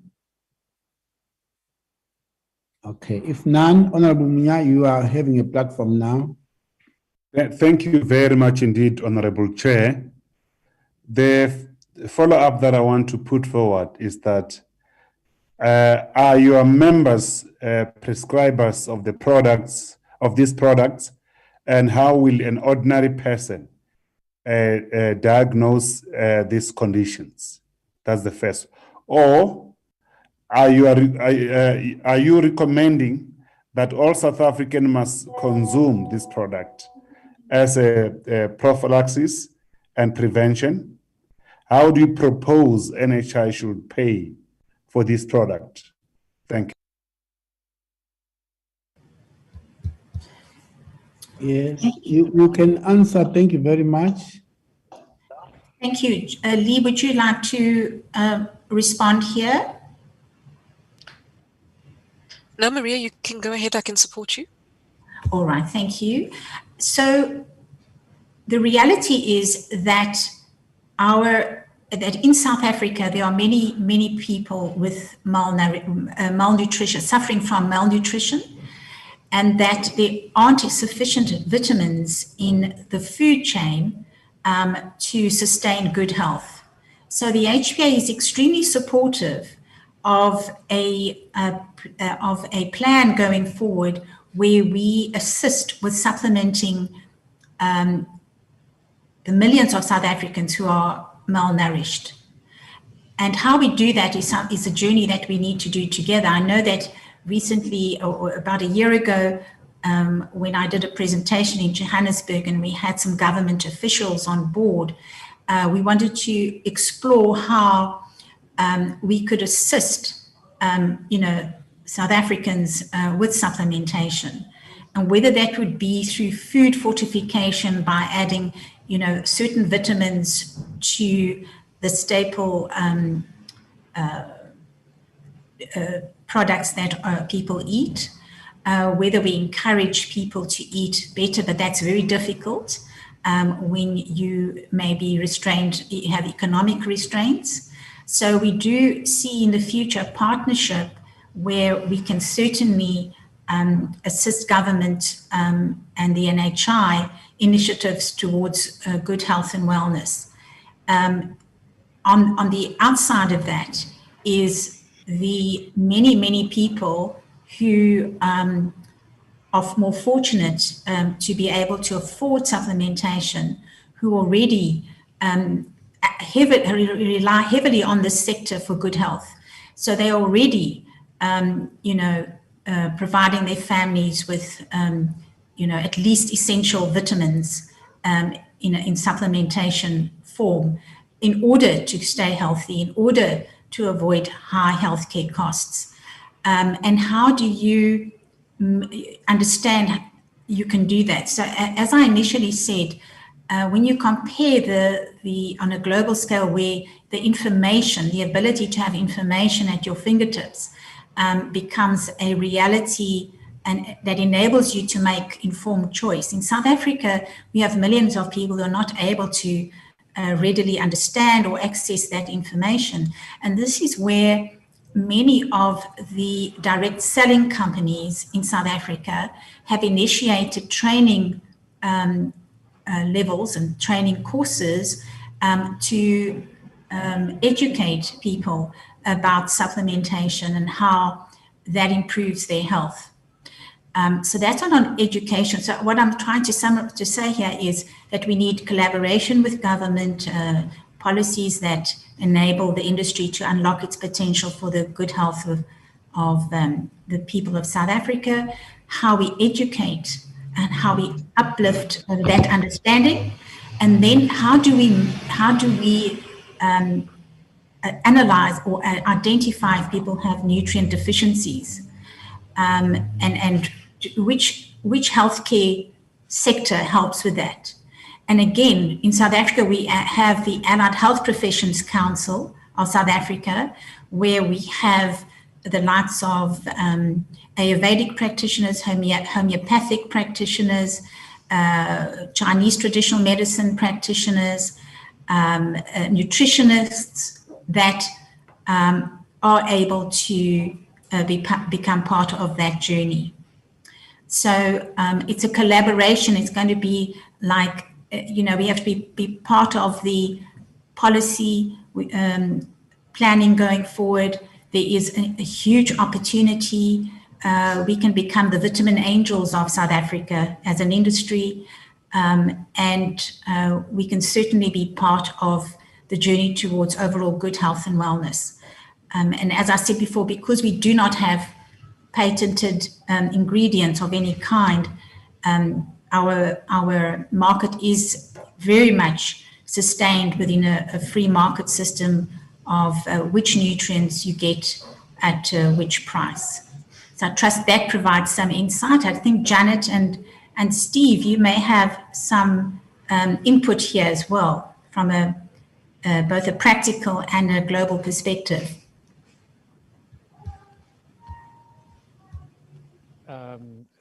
Thanks, Maria. I'm not sure if I'm coming through. Can I be heard? Yes, I can hear you. You're very soft, Steve, but we can hear you. Okay, how's that sounding? Much better. Okay, I'll just turn my volume up. As one of the members of the HPA as a company and an international manufacturer, we view things on a global perspective. There's absolutely no doubt that the complementary products are very necessary to assisting the general population to remain healthy without burdening the state. However, where we find ourselves CAMS at the moment within the South African health system is somewhat tenuous. Basically, as a product range, we're known as health supplements in virtually every country in the world, treated as food. Here we are becoming more and more regulated and harder to manufacture and make freely available to the public by being termed as medicines. This is something that within the industry we are and have been for many years engaging with SAHPRA to try to get very clear our position. But I think the point we make is that as an industry, we can go a long way to assisting South Africans of all socio-economic levels to remain more healthy than they are today, to be more prepared for global pandemics or any other sort of chronic illnesses that prevail, and at very little cost when compared to becoming chronically or acutely ill and having to then enter the orthodox treatment process, which weighs heavily on the state. So I think probably that's about all I can add, that here in South Africa we're tending to go be pushed into a far more pharmaceutical paradigm, which is moving away from the rest of the world, and it will be harder for us to play a meaningful role in the health and support of South Africans' wellness if we continue moving in that direction. But we are more than happy to be involved because I believe we have so much to offer. Thank you.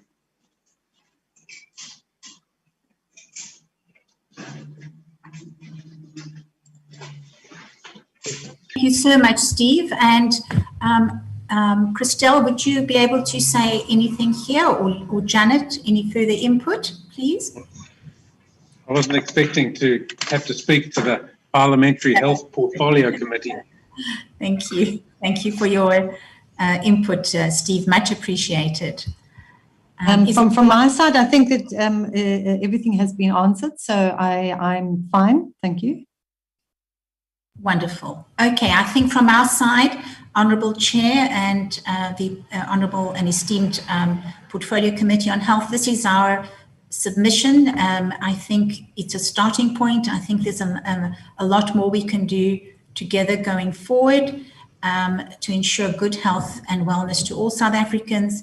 And we are ready to provide you with whatever data you may need and further insights that you may require to ensure that. Thank you very much for your time and for accommodating our presentation today. Okay. We appreciate your contribution and your comments. We will incorporate that in our planning and refining this bill. We appreciate you. Some of us didn't know about your organization and what you do. Now we are better understanding where you come from. Thank you very much. We will then bring this meeting to a close, honorable members. Just to give you another notice that honorable members at 5 to 5, can we then log in again? And I'm sure Ms. Majalamba, is it the same arrangements to log in, or it will be a different one at 5 to 5? Yes, Chair, we'll use the same login details. Okay, thank you very much. Okay, honorable members, we have a break for lunch and other activities. Please log back at 5 to 5 when we meet with the Minister of Health, Acting Minister of Health and her team. Thank you very much. And the leadership from the health products, you are released, and have a good afternoon. Thank you very much. Thank you, Chair. Thank you, Malbu.